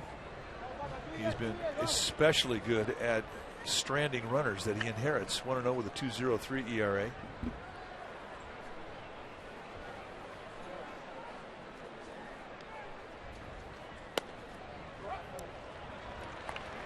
Or thought that pitch was low. It's no balls and 1 strike. Contos has inherited 9 runners coming out of the bullpen, and nobody has scored off him.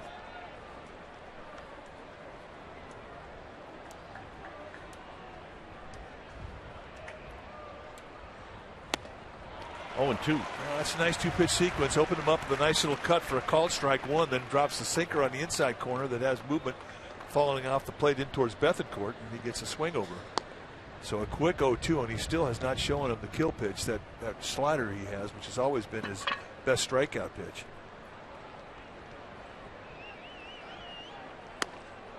And he runs that one inside. 1 and 2. By design. I mean, not only has he been very consistent with stuff, his command has been very consistent as well.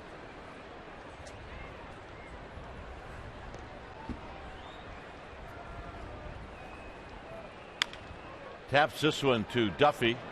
Duffy's going to go to second, and they'll get the out there. Man, Joe Panik hangs in there forever, and you just hold your breath when you see some of the contact that he exposes himself to. And Chris Johnson, or Andrelton Simmons rather, I mean, he's coming in there and he's got to put some heat on him. I mean, everything he did there is legal, but look out. Just went right for his foot. Here's my take on that. Did Simmons actually think Panik was going to be able to turn the double play? I mean, he spiked his foot on purpose. Here's Tehran. Hit out into right center field. Hunter Pence is going to put it away, and that'll end the inning. So now the Giants have work to do. They trail by a run.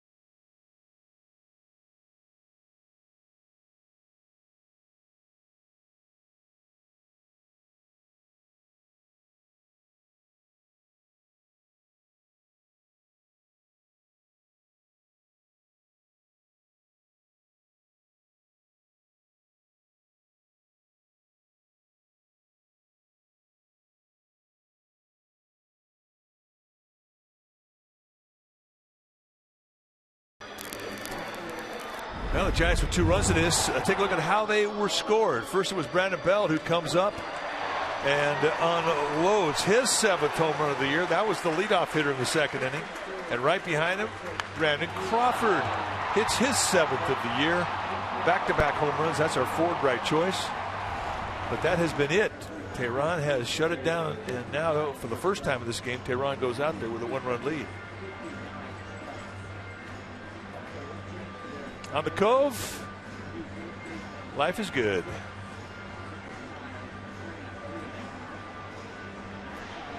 So we do have some changes. Hey, the teachers in the bleachers are here. Gamer babes.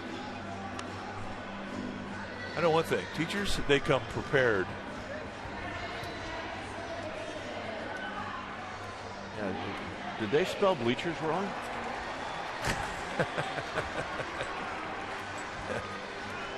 Probably not. That would be a first. Freeman is now at first. That would be Freddie Freeman.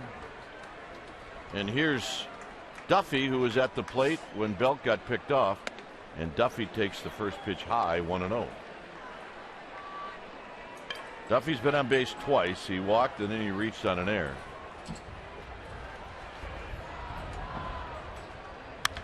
It's a high fly ball to left. On the move is Gomes. Still on the move. It's off the bottom of the wall. Duffy is going to put on the brakes. And there's a high throw. And Teheran saved 90 feet. I don't know how he did that. I don't either. And that really is a break for the Braves. A leadoff double that could have been it more had Teheran not backed it up. Here, it's a high fly ball that splits the defense. And it never looked like Johnny Gomes was comfortable going after this one. He hits Simmons, who's got a great arm, who airmails Uribe, and right there to back it up was Teheran. And watch his path as he goes up high to prevent the ball from going into the stands. And that's going to be Teheran's last pitch, by the way. So Blanco was announced. And then Freddie Gonzalez came out. When it's time for a change, think Speedy Oil Change and Auto Service, your oil change tune-up and repair experts.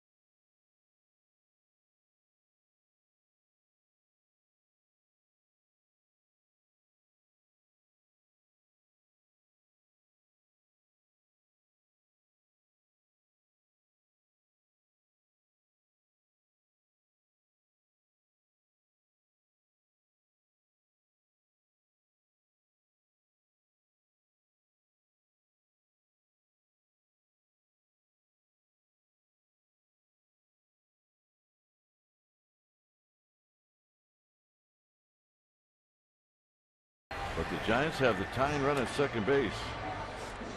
New pitcher now for the Braves will be Donnie Veal, the time that he's been in a ball game since he's been called back up. 8 base runners allowed in 4 innings. He's got a low 90s fastball, changeup, kind of a slurby breaking ball.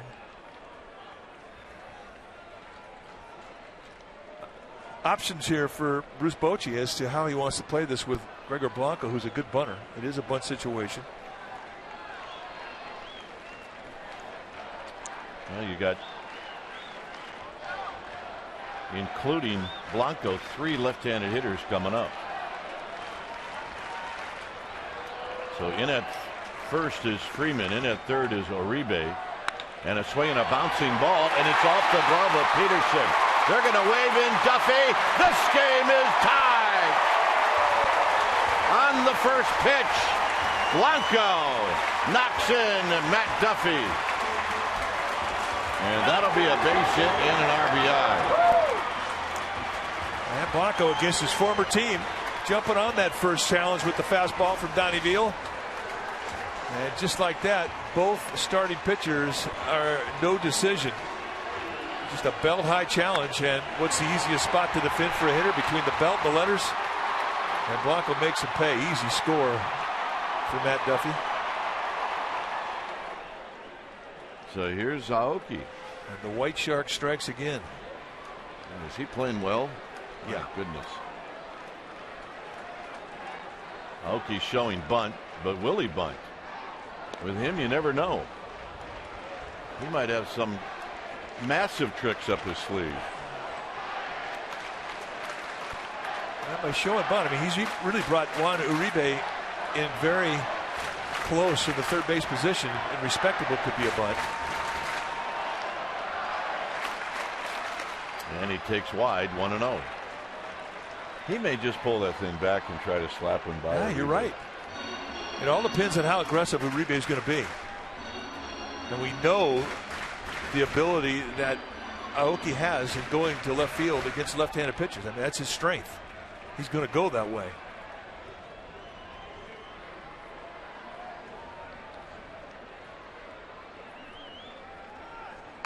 And he bunts it. And it's a good bunt. And my goodness, Veal threw it in the dirt, and Peterson dug it out.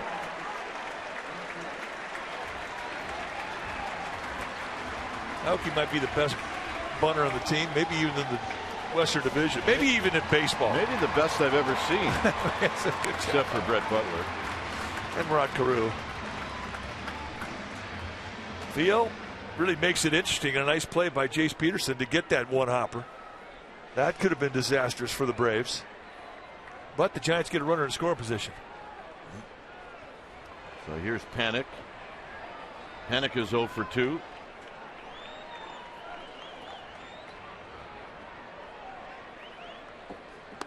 And he takes low, 1 ball and no strikes.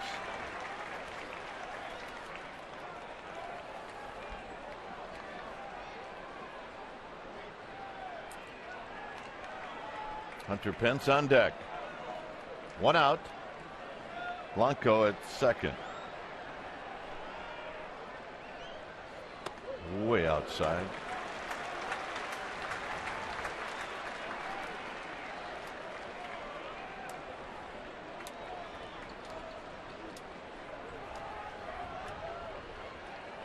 Duffy opened up the inning with a double.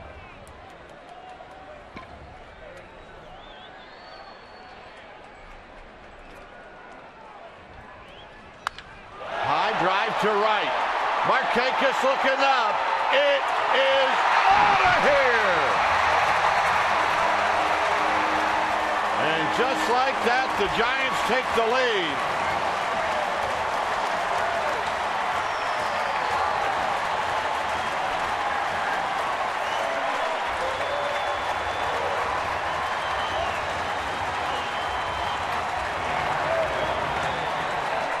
Joe Panik against the lefty. It's his 4th home run of the year. And Veal departs. Yeah, I think Joe Panik may have got a little ticked off when he got his foot spiked. And here he gets a fastball challenge. They set the target away. It's middle in at the belt. And he's looking hard. He's looking in. And he gets every bit of this one. Home run number 4. And the Giants retake the lead. And just no stride, as compact to the ball as anybody on this Giants team. And lit this place up from our splash cam. It never gets old watching the flight of a home run from our splash cam. You know, you just don't see a lot of home runs hit in this park where you see the right fielder just turn and go, okay. And we've seen 3 of them today. Belt, Crawford, and now Panik.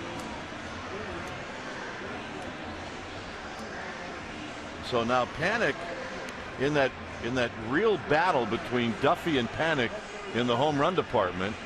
Panik has taken the lead. Remember, we asked Panik in Milwaukee, you guys got something going there? And he said, yes, we do. Yes, we do. It's a little game on. Now, new pitcher now for Atlanta is going to be the right-hander Nick Massett. It's the 13th game that he's come in, 0-1 with a 4.15 ERA. This is the Achilles heel for the Braves, and they don't have a great reputation in that bullpen. The bullpen is 7-9 on the year with a 4.65 collective ERA. Massett is going to give you a low to mid-90s fastball. He's got a curveball and a split. He'll sink and he'll cut the ball.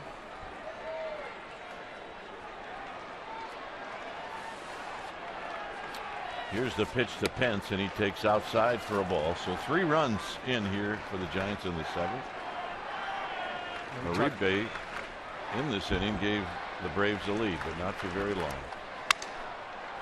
Hit on the ground to third, and Uribe throws out Pence.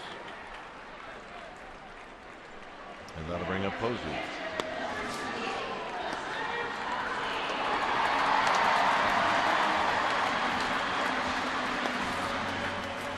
Lots of activity in the Giants bullpen. Jeremy Affeldt, the lefty. Hunter Strickland, the right-hander.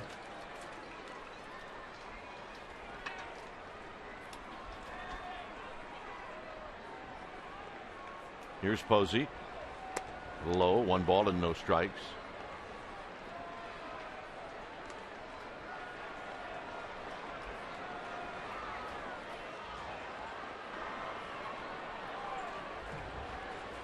Outside 2-0.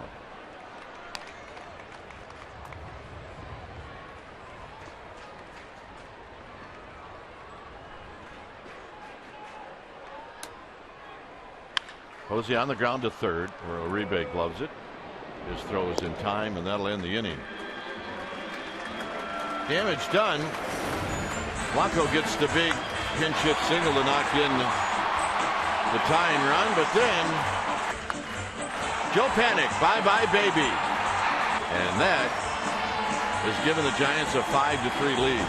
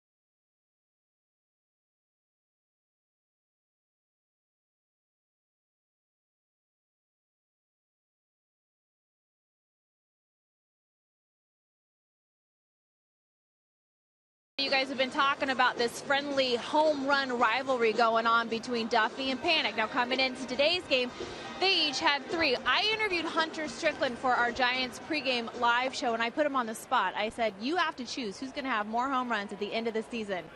He chose Duffy. He said, well, he weighs about $150, so you're just not expecting it. Maybe Panik got word. I don't know, guys. What do you think? Yeah, I don't know. It's going to be a good battle all the way to the end.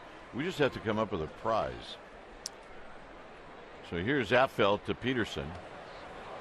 When it's time for a change, think Speedy Oil Change and Auto Service, your oil change, tune-up, and scud repair experts. Well, that was a scud from Jeremy Affeldt. Fastball, curveball, forkball pitcher. So Blanco in left, and this is bounced to Panik, and it kicks off his glove into right field. It'll be a hit for Peterson. And that'll bring up Maybin, and Bruce Bochy's coming out. Take a look. And I'll bet if you asked Joe Panik, he would tell you, Mike, that he should probably have made that play. What do you think? Oh, yeah, he'll definitely say that.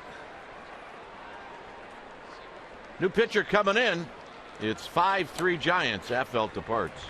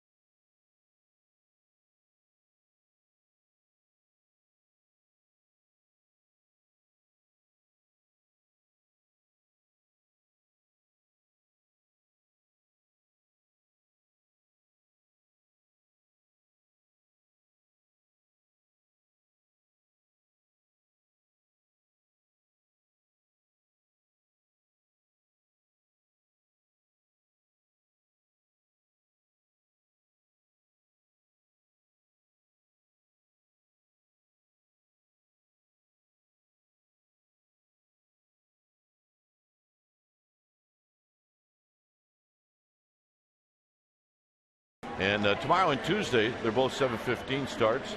The final game of the series will be on Wednesday, which will be day baseball at 12:45. Tickets are still available, so check it out at sfgiants.com/tickets.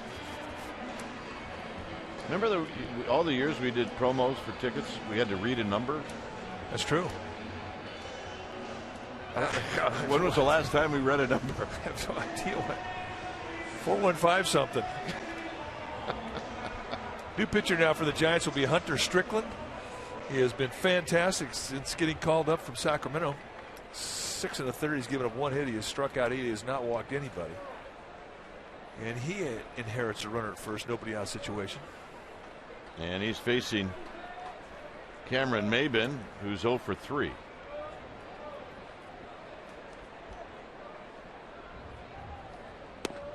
At the knees.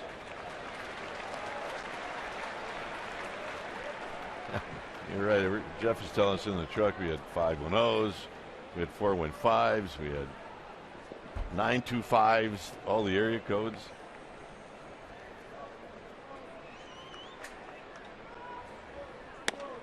And a quick 0-2. 2 fastballs, 1 a 2-seamer at 94, 1 at a little cutter at 96, and just painting both sides of the plate. And man, that's a rough 0-2. If you're Maybin, you're thinking, well, who is this guy?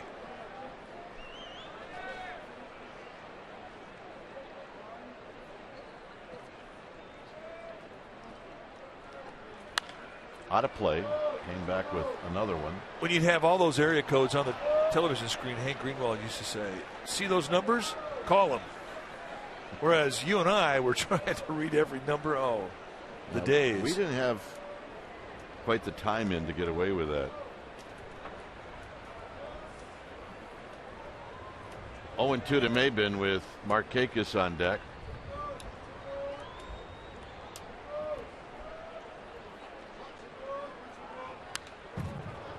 Maybin with a pretty good rip.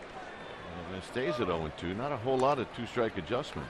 Well, he's got him timed now. And they wanted that target off the plate away. And it came right back middle in. And that's an area where Maybin can hurt you. Any hitter can hurt you. And he just missed it. 4 pitches, 4 fastballs. Maybe a time to throw a little breaking ball in the dirt.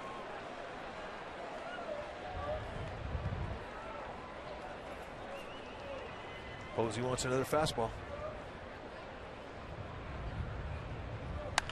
On the ground to Belt.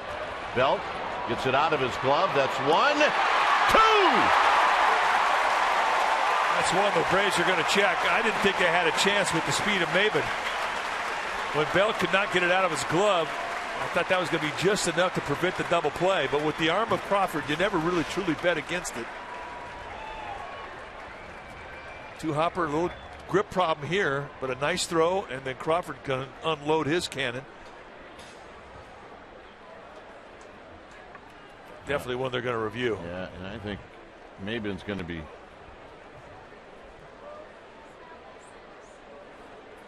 I don't know. Too tough. I give up. Well, I think he beat it out.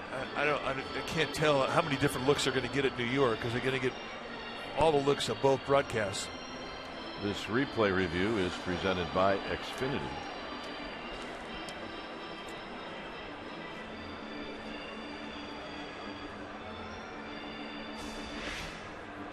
One more look.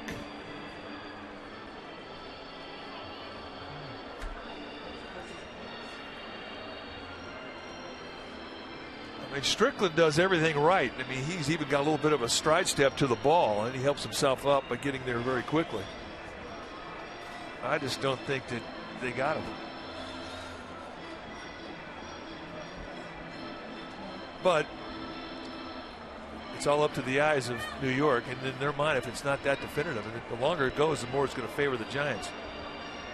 Yeah, so he's going to be safe. He'll reach on the fielder's choice.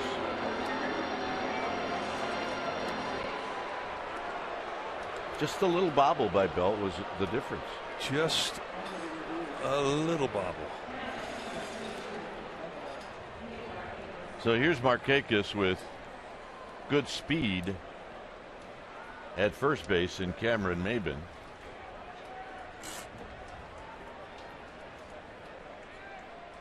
Markakis is 0 for 3.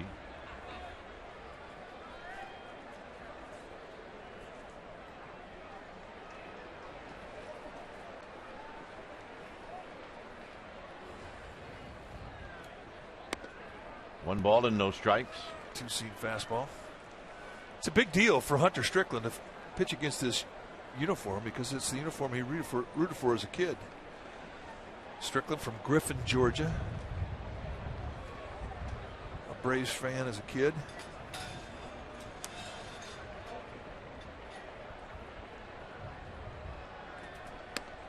And a strike. 96-mile-an-hour paint. Still has not thrown anything but the fastball, but he has thrown two different types of fastball. He's four-seamed it and he's two-seamed it, which really are two different pitches, especially at his velocity.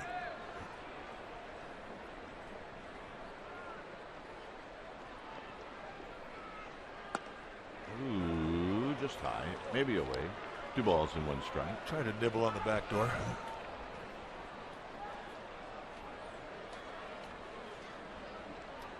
In Milwaukee, they're in the 12th inning. D-backs 6, Brewers 6.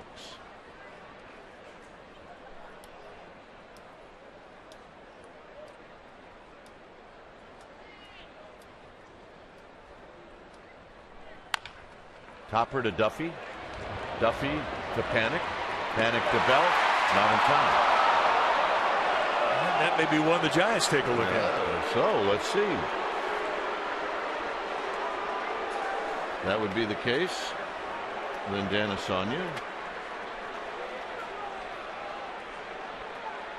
It's the 8th inning. Why not check? Yeah, absolutely. And with Panic, and he's so quick to get rid of the ball, not afraid of contact. He's already proven that.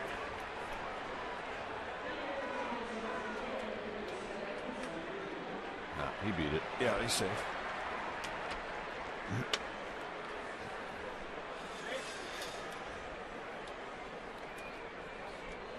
This replay review is presented by Xfinity.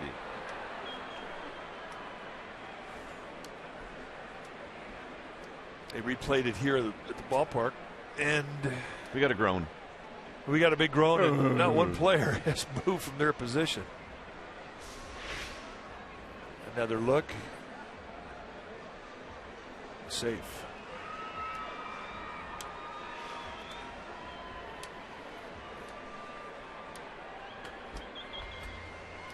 The crew in New York, that was reviewing the plays when the Giants were playing the Brewers was the fastest we'd seen all year. Yeah, they were good. Like bang, bang.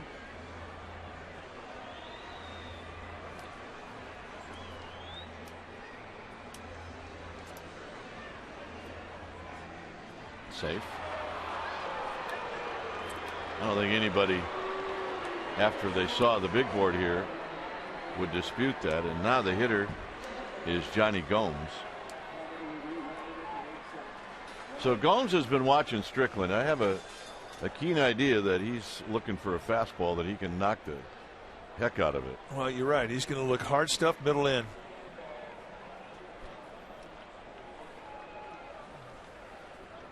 But when he gets in the box, it looks to me like he's thinking left field, especially in a situation where he's representing the tying run. He's got power. And a strike, and it's 0-1.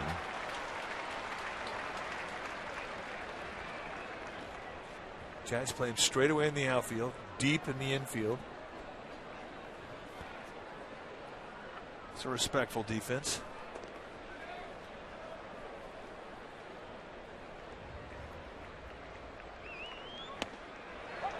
Oh, 2.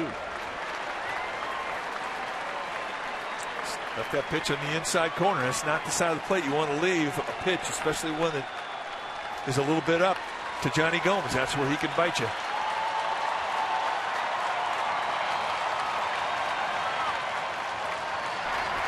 Oh, 2 to Gomes.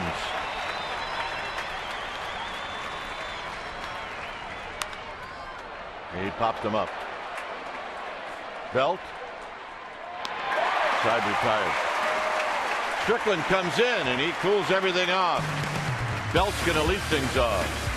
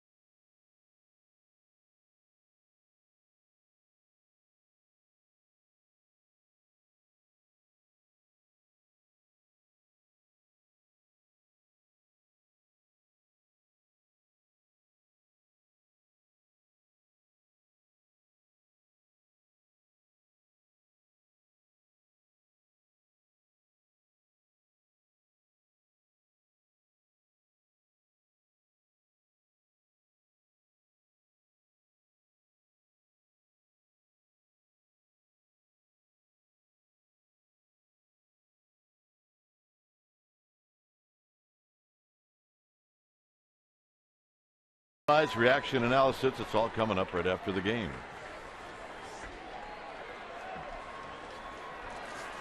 So here's Massett to face Belt.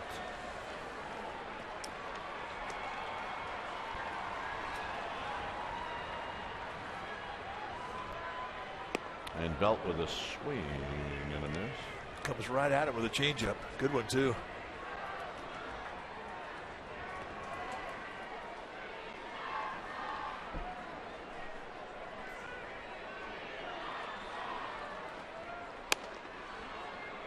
Just missed trying to front door with a sinker. You seen that pitch called a strike. Cost Angel Pagano and at bat earlier. Yep.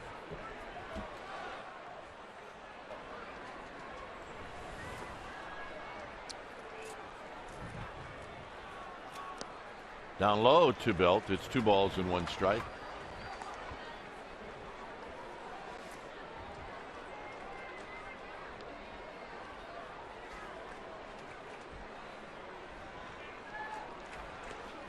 Crawford on deck. We're in the 8th. And Bell fouls it out of play. This one down the left field line.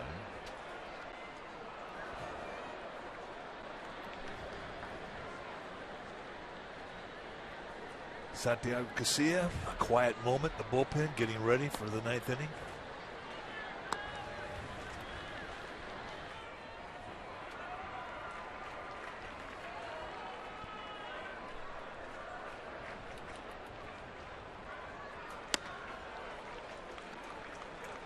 Again, trying to go front door on that inside.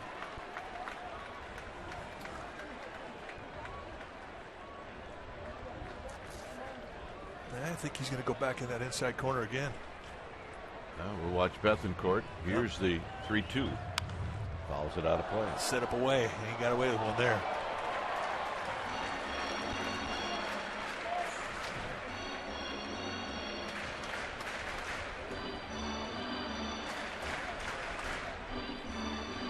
Find out just how much confidence a pitcher has in a changeup. We saw him throw a first pitch changeup. Had Belt way out front.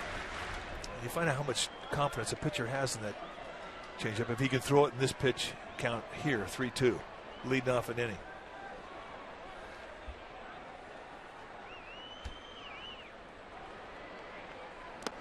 And he walked him with a fastball. And that's how hitters think. And until you really prove it to them, you can throw that in that situation. They don't look for it. What do you think about it? They'll give you a first pitch strike. So here's Crawford. Crawford homered in the 2nd. Since then he's flied out and lined out.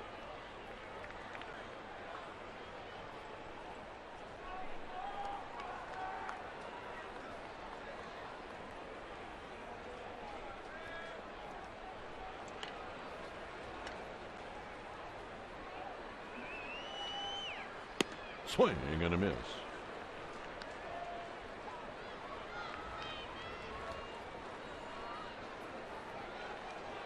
Crawford looking down at Roberto Kelly.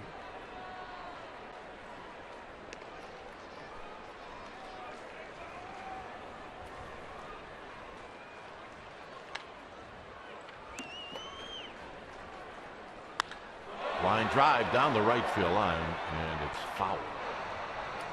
Scrum. Who got it? There's your winner. Thank you very much.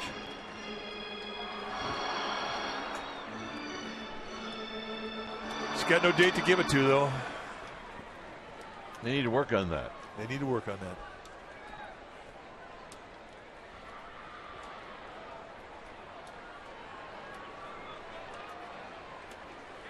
Oh, 2 to Brandon Crawford with Brandon Belt on first. 1-2. The Braves will head to Phoenix, and they will play tomorrow. Giants will stay here, take on the Pirates.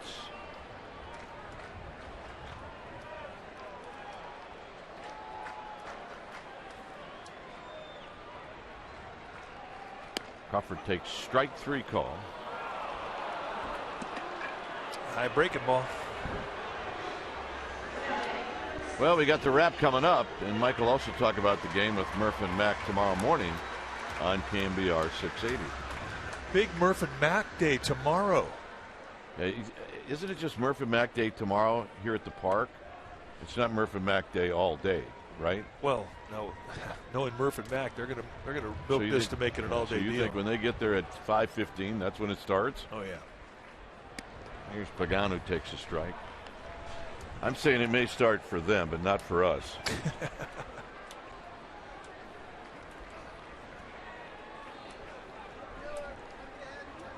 Duffy's on deck. Belt is at first.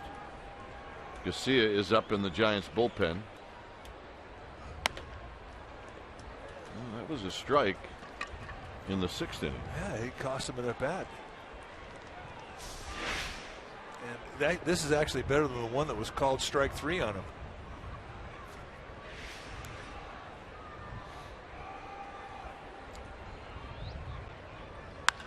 On the ground sharply to third. Uribe from his knees for one, and that's all they'll get. So nice play by Uribe.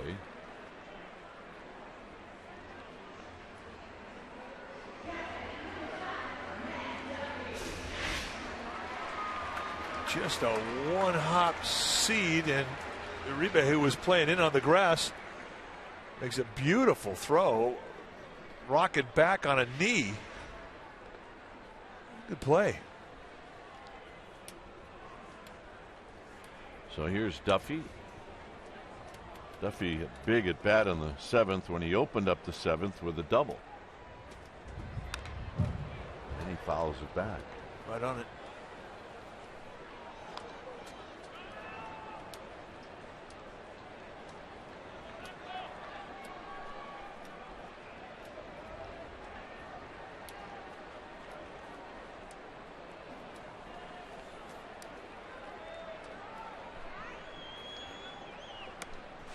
Play by Bethancourt. Meanwhile, out on the bay, oblivious to the world, they got it going.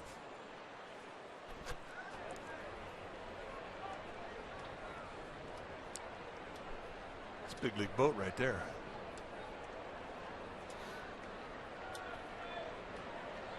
Yep, they do have it going. Bethancourt have an equipment issue. Sir, that's the beautiful thing about this ballpark. Catcher has a little equipment problem. There's a little break in the action. You head right out to the bay. Yeah, let's watch this some more. Watch this about 2 more minutes, and I'll be ready for a nap. It's therapeutic.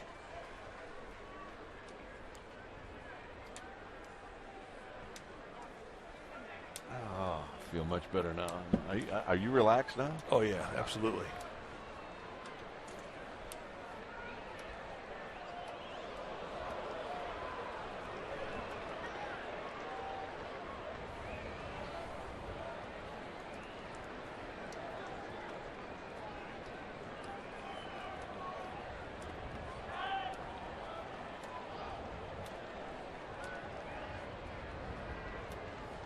Outside to Duffy. It's 2 balls and 1 strike.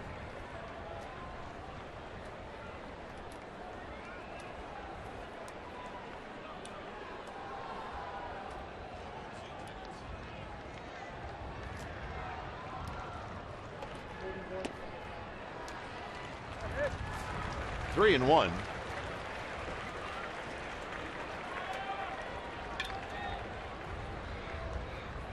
This one is not going to put you in the mood for a nap. No. But hey, they're having fun. Well, you think they're having fun. Duffy shoots one into left center field. Can Maben get there? He dives and he makes the catch. And that's going to end the inning and take a hit away from Duffy. We will go to the 9th. Casilla coming out.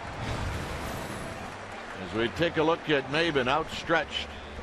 It's the Giants 5 and the Braves 3.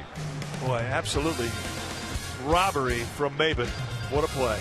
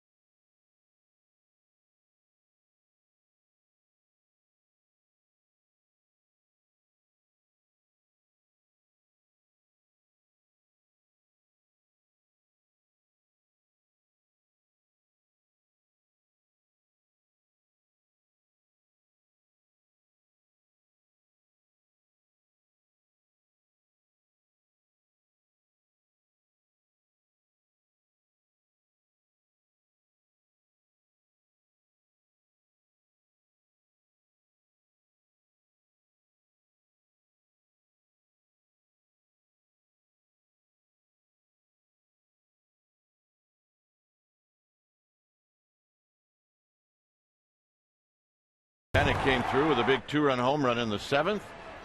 And that broke a tie. And it made it 5-3, and that's where we stand right now. So Casilla into the game, and he'll be facing Juan Uribe. And Uribe takes a curveball for a strike. When it's time for a change, think Speedy. Oil change and auto service, your oil change tune-up and repair experts. And what a first half Casilla has had. 25th game he's in. 4-0 with a 1.66 ERA with 15 saves.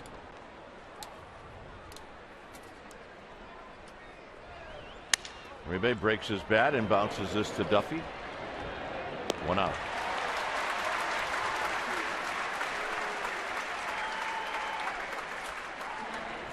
And that'll bring up Freddie Freeman.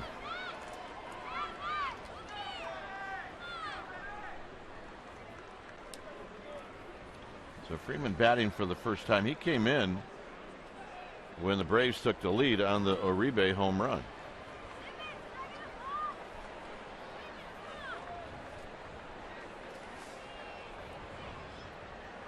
Overshift is on for Freeman. And it's low, 1 ball and no strikes.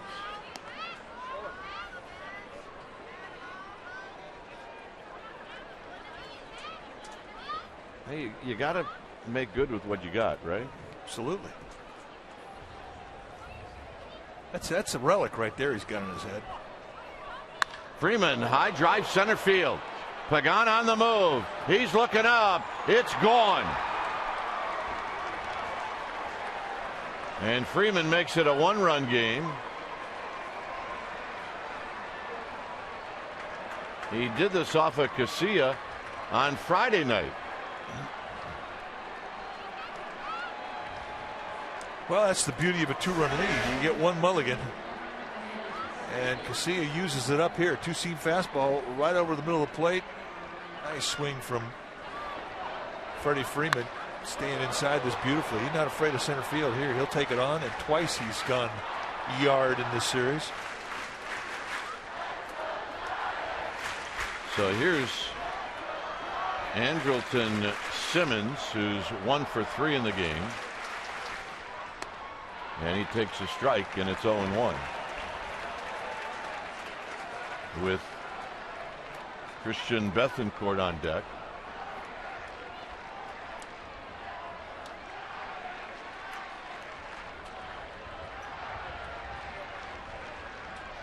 Outside to Simmons. In at third is Duffy, and fairly close to the bag.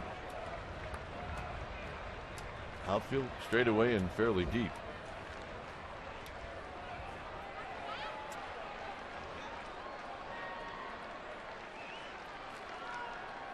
And that pitch is very high and tight. 2 balls and 1 strike.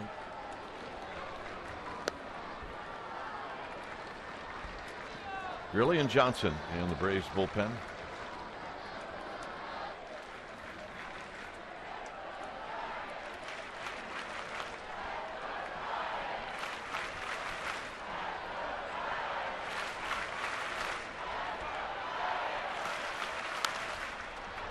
And that's fouled out of play to even the count at 2-2. Well, and he was swinging for the players' parking lot behind the bleachers in left field.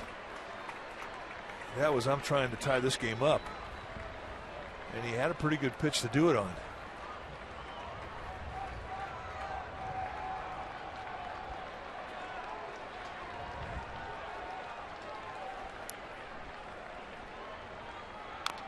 Tap foul on the 2-2 pitch. And that's where you should leave that 2-2 pitch. It should not be left out over the plate. Let that thing start in the middle of the plate or on the outside part and let it break out of the strike zone. This ballpark, I mean, we've seen 3 home runs to right field today, but for right-handers, it's just not an easy ballpark to hit home runs to right field in. And from Casilla's perspective, in a 1-run game, you've got to use that.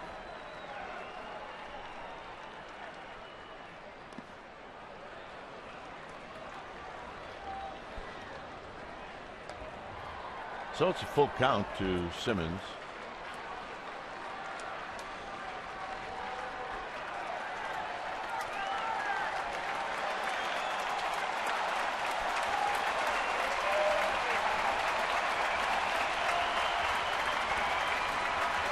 3-2.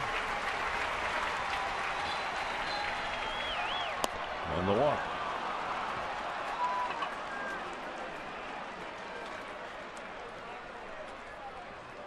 So Bruce Bochy not waiting around as Lopez is going to get up. Dave Righetti's going to come out. Dave Righetti going to stall. From Javier Lopez's perspective, he can be loose in 10 pitches, 10 throws. With him, he'll go down and establish his fastball, and everything else will fall into place. So Righetti's got to just stand out there and wait for Dale Scott, the plate umpire, to come out and get him. And here comes Scott.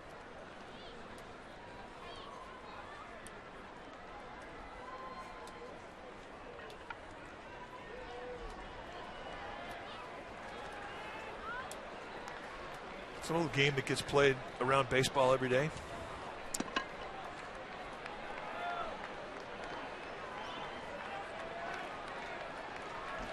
So here's Bethancourt, who's 0 for 3.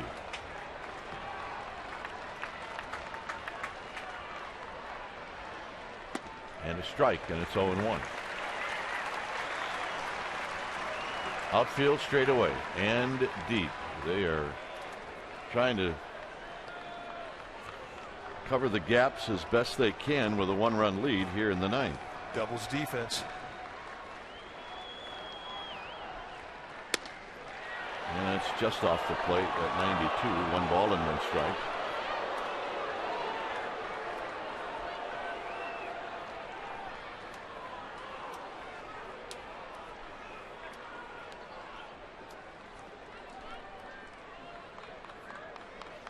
One pitch. Here it is to Bethancourt, and he shoots it foul down the left field line and out of play. He had a pretty good swing at that 92-mile-an-hour fastball. He smothered it. And right now, I mean, Santiago Casillas up. Throwing a lot of two-seam fastballs, and he is up. See Brzezinski, the left-handed hitter, on deck.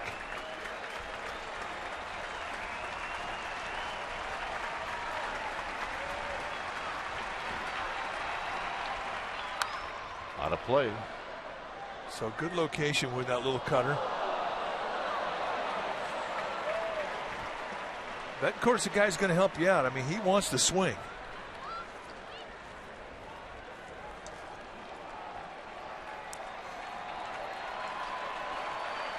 Bethancourt has walked 3 times and 76 at bats, so you know what's on his mind. They're going back in. And away from the target, it's 2-2. I think that's a good pitch, though, for an aggressive hitter. Because if he hits that ball, it's going to be on the ground. That's what he's pitching for. With 1 out, he's trying to get the ground ball to end this game. And on a 1-2 count, he had a chance to go out of the strike zone.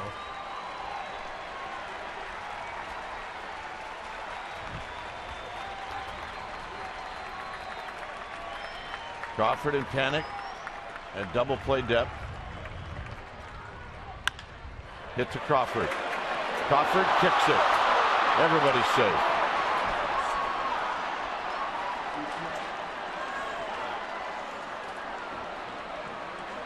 So A.J. Brzezinski's going to hit. That ball looked like it may have come up just a little bit on Crawford. Well, his place is stunned. You're just not used to seeing Crawford boot a ball, especially one that would end the game. So the Braves are going to get another chance.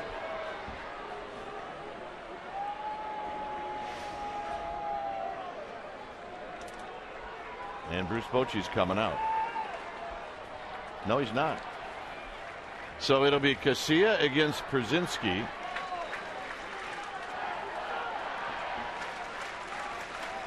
Brzezinski's only faced him 3 times, 0 for 1 with a walk, or a couple of walks.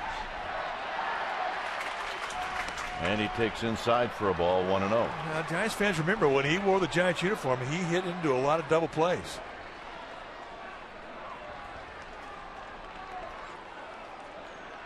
Tyne runs at second. That's Andrelton Simmons.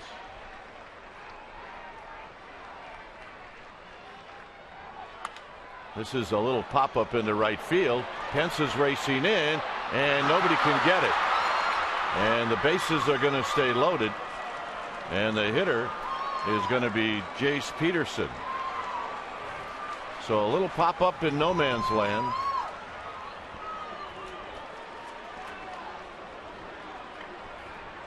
Good effort by Panic. Yeah, there was. When you have your right fielder respecting the right center field as Pence was, I mean, you're opening up a lot of area. And a little Texas Leaguer pop-up, not a whole lot that anybody could do. And really, you have to feel a bit fortunate that Simmons did not score.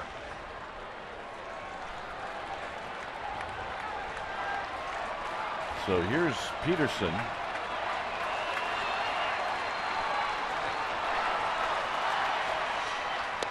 And it's low, 1-0.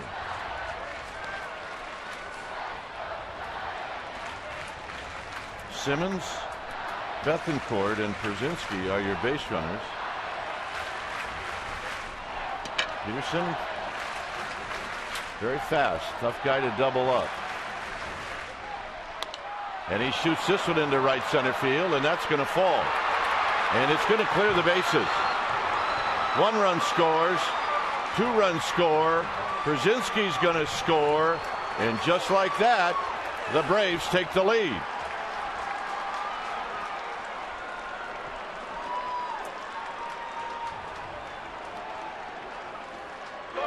So Jace Peterson clears the bases with a triple.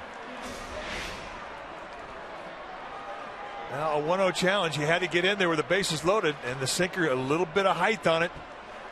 And Peterson looking middle in hard stuff, gets what he wants and splits the defense. And once it gets by Pence, an easy score for all the base runners. So it's 7-5 Atlanta. And here's Cameron Maybin. And Maybin with a swing and a miss, and it's 0-1.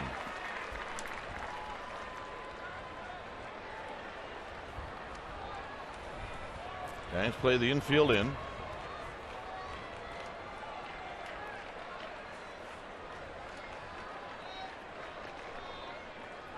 Look out, as that pitch is inside. 1 ball and 1 strike.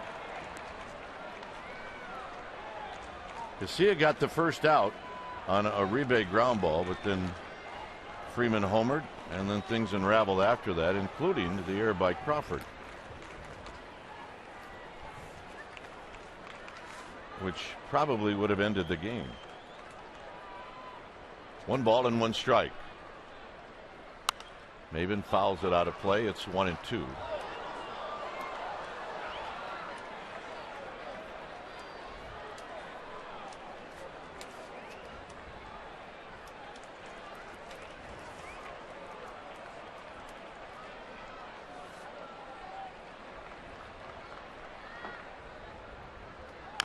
Tap foul on the 1-2 pitch.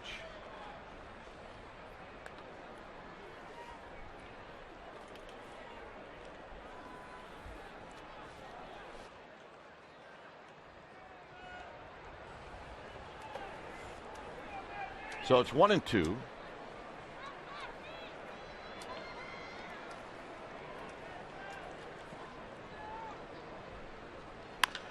Hit on the ground to Duffy. And Duffy will make the play. 2 outs. And now Bruce Bochy is going to come out. And he will bring in Lopez to face Markakis.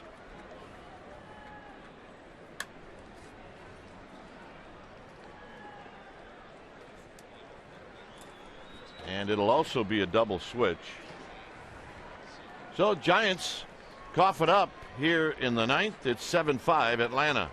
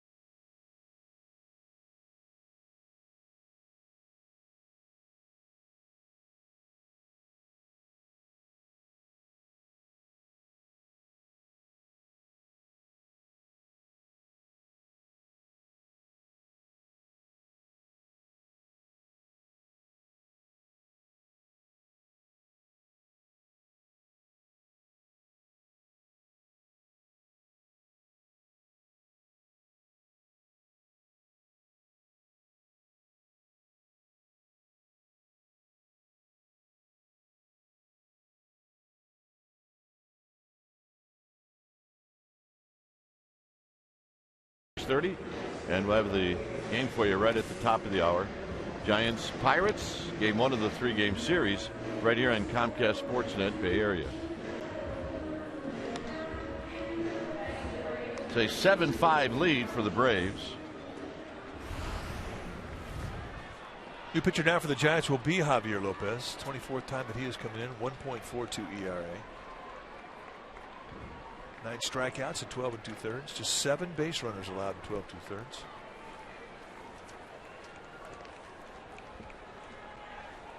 So Markakis steps up. He's 0 for 3.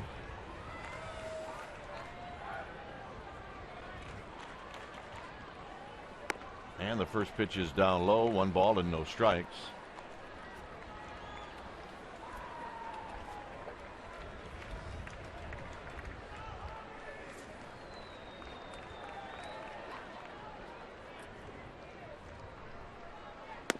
And a strike.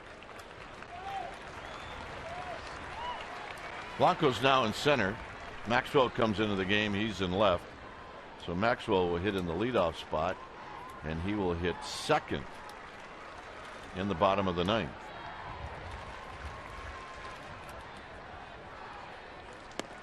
Outside, 2 balls and 1 strike.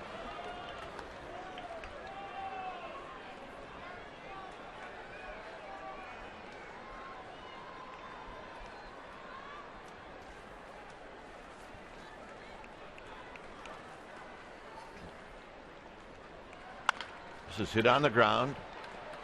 Panic to Belt. And that'll end the inning. So, Giants need 2 to tie and 3 to go home. It'll be Blanco, Maxwell, and Panic coming up.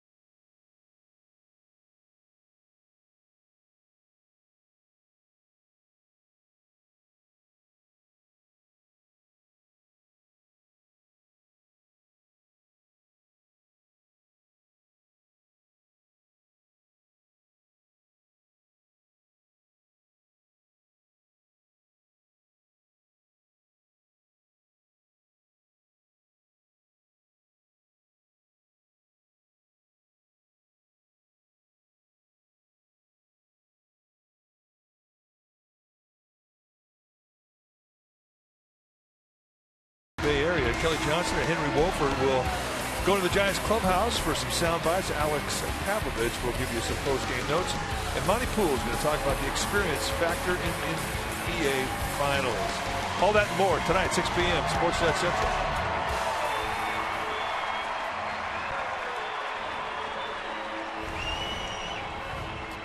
New pitcher now for the Braves will be Jason Grilli, the veteran right-hander.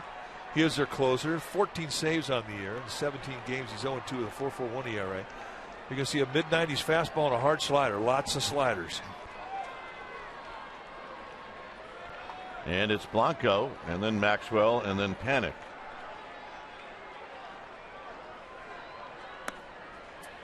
And that is the slider, and you can see it's a good one.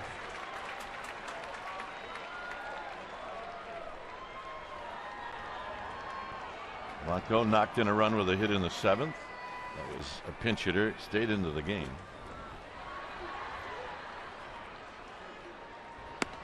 And a strike.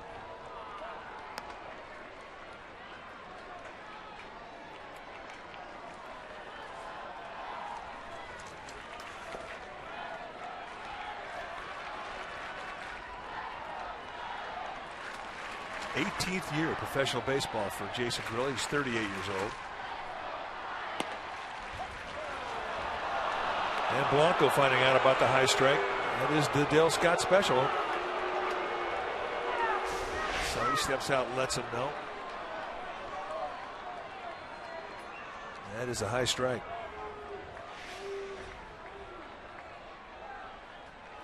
Well, it forces you to cover it now. And Grilli can elevate a little bit higher because of that. And there was the attempt. So he hasn't thrown him the slider after the first pitch. Blanco went after it like he was going to slug bunt it.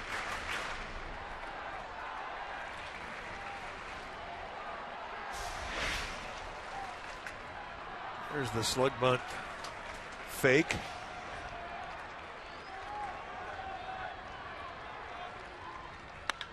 Popped it up. Center field. One out. Grilli, a former first-round pick by the Giants. 1997 draft, and he was the 4th overall pick.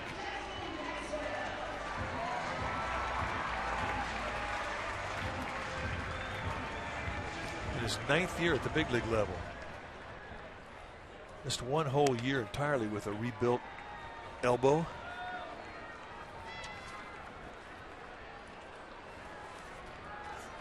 So here's Maxwell.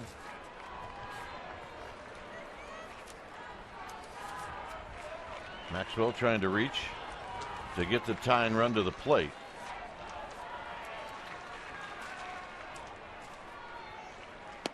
And he swings and misses. 0-1.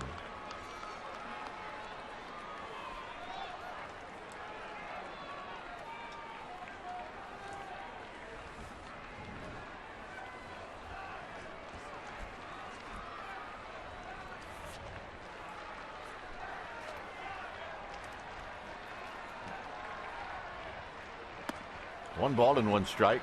Back again with another slider out of the strike zone. I figure if a guy's going to swing at it once, maybe he'll swing at it a second time. Giants need to get this fan base back into this game, get some energy. And it all happens with one base runner getting on base.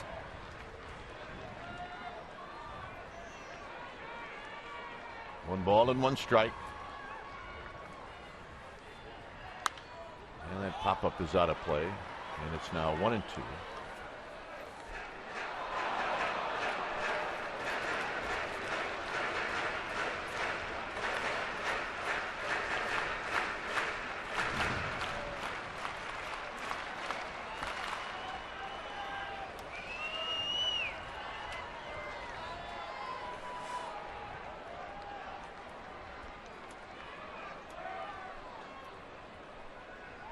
Really ready. And the 1-2 to Maxwell. Got him swinging. 2 down. Payout pitch, another hard slider. Panik hit a home run in the 7th, and that gave the Giants the lead.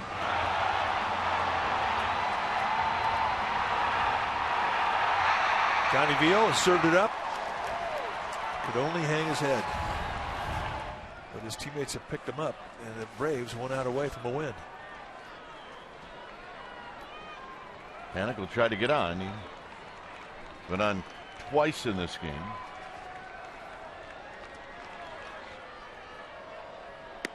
And he'll take wide. 1 ball and no strikes.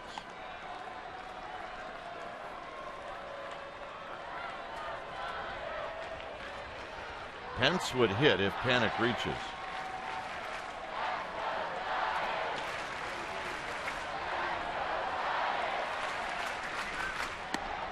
Two and 0.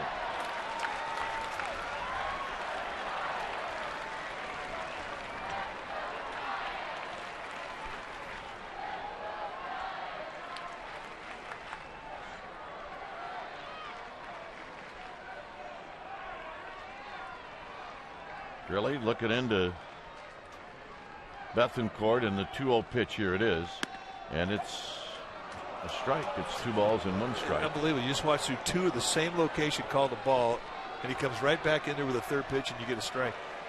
And this is what frustrates hitters. I mean, pitchers, they should feel the same frustration as well, but it's just inconsistency.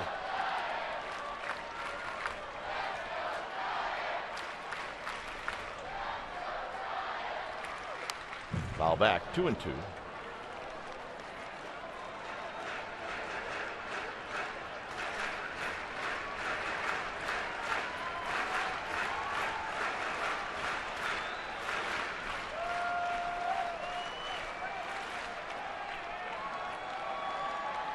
Two balls, 2 strikes.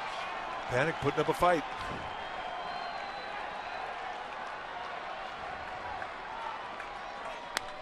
Down the right field line, fair. And Hunter Pence is going to come up, and he represents the tying run. And he beat a pretty good pitch. He went down and yanked that slider. Really breaks that thing in, down and in, right at the knee. They set an outside target, so a mislocation. And Panic makes him pay. 2 strike, 2 outs. And the Giants still have life. And everybody here in this ballpark starting to believe a little more. Hunter Pence does have a lifetime home run off of Grilly. He's 2 for 5 lifetime.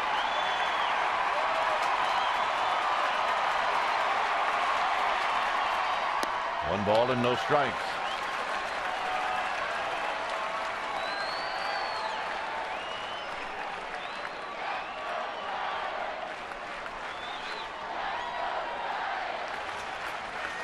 Buster Posey on deck.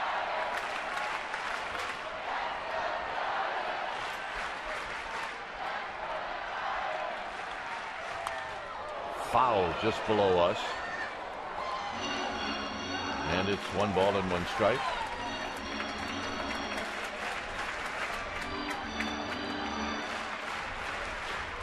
Took a pretty good rip.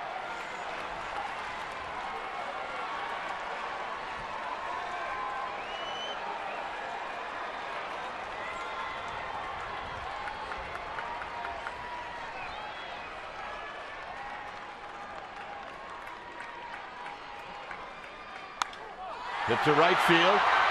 Markakis with room, and that's the ball game. So the Giants cough this one up, and they end up splitting the 4-game series, but losing the last 2. And it is very unusual for this team to lose a game because of defense, and that's what happened.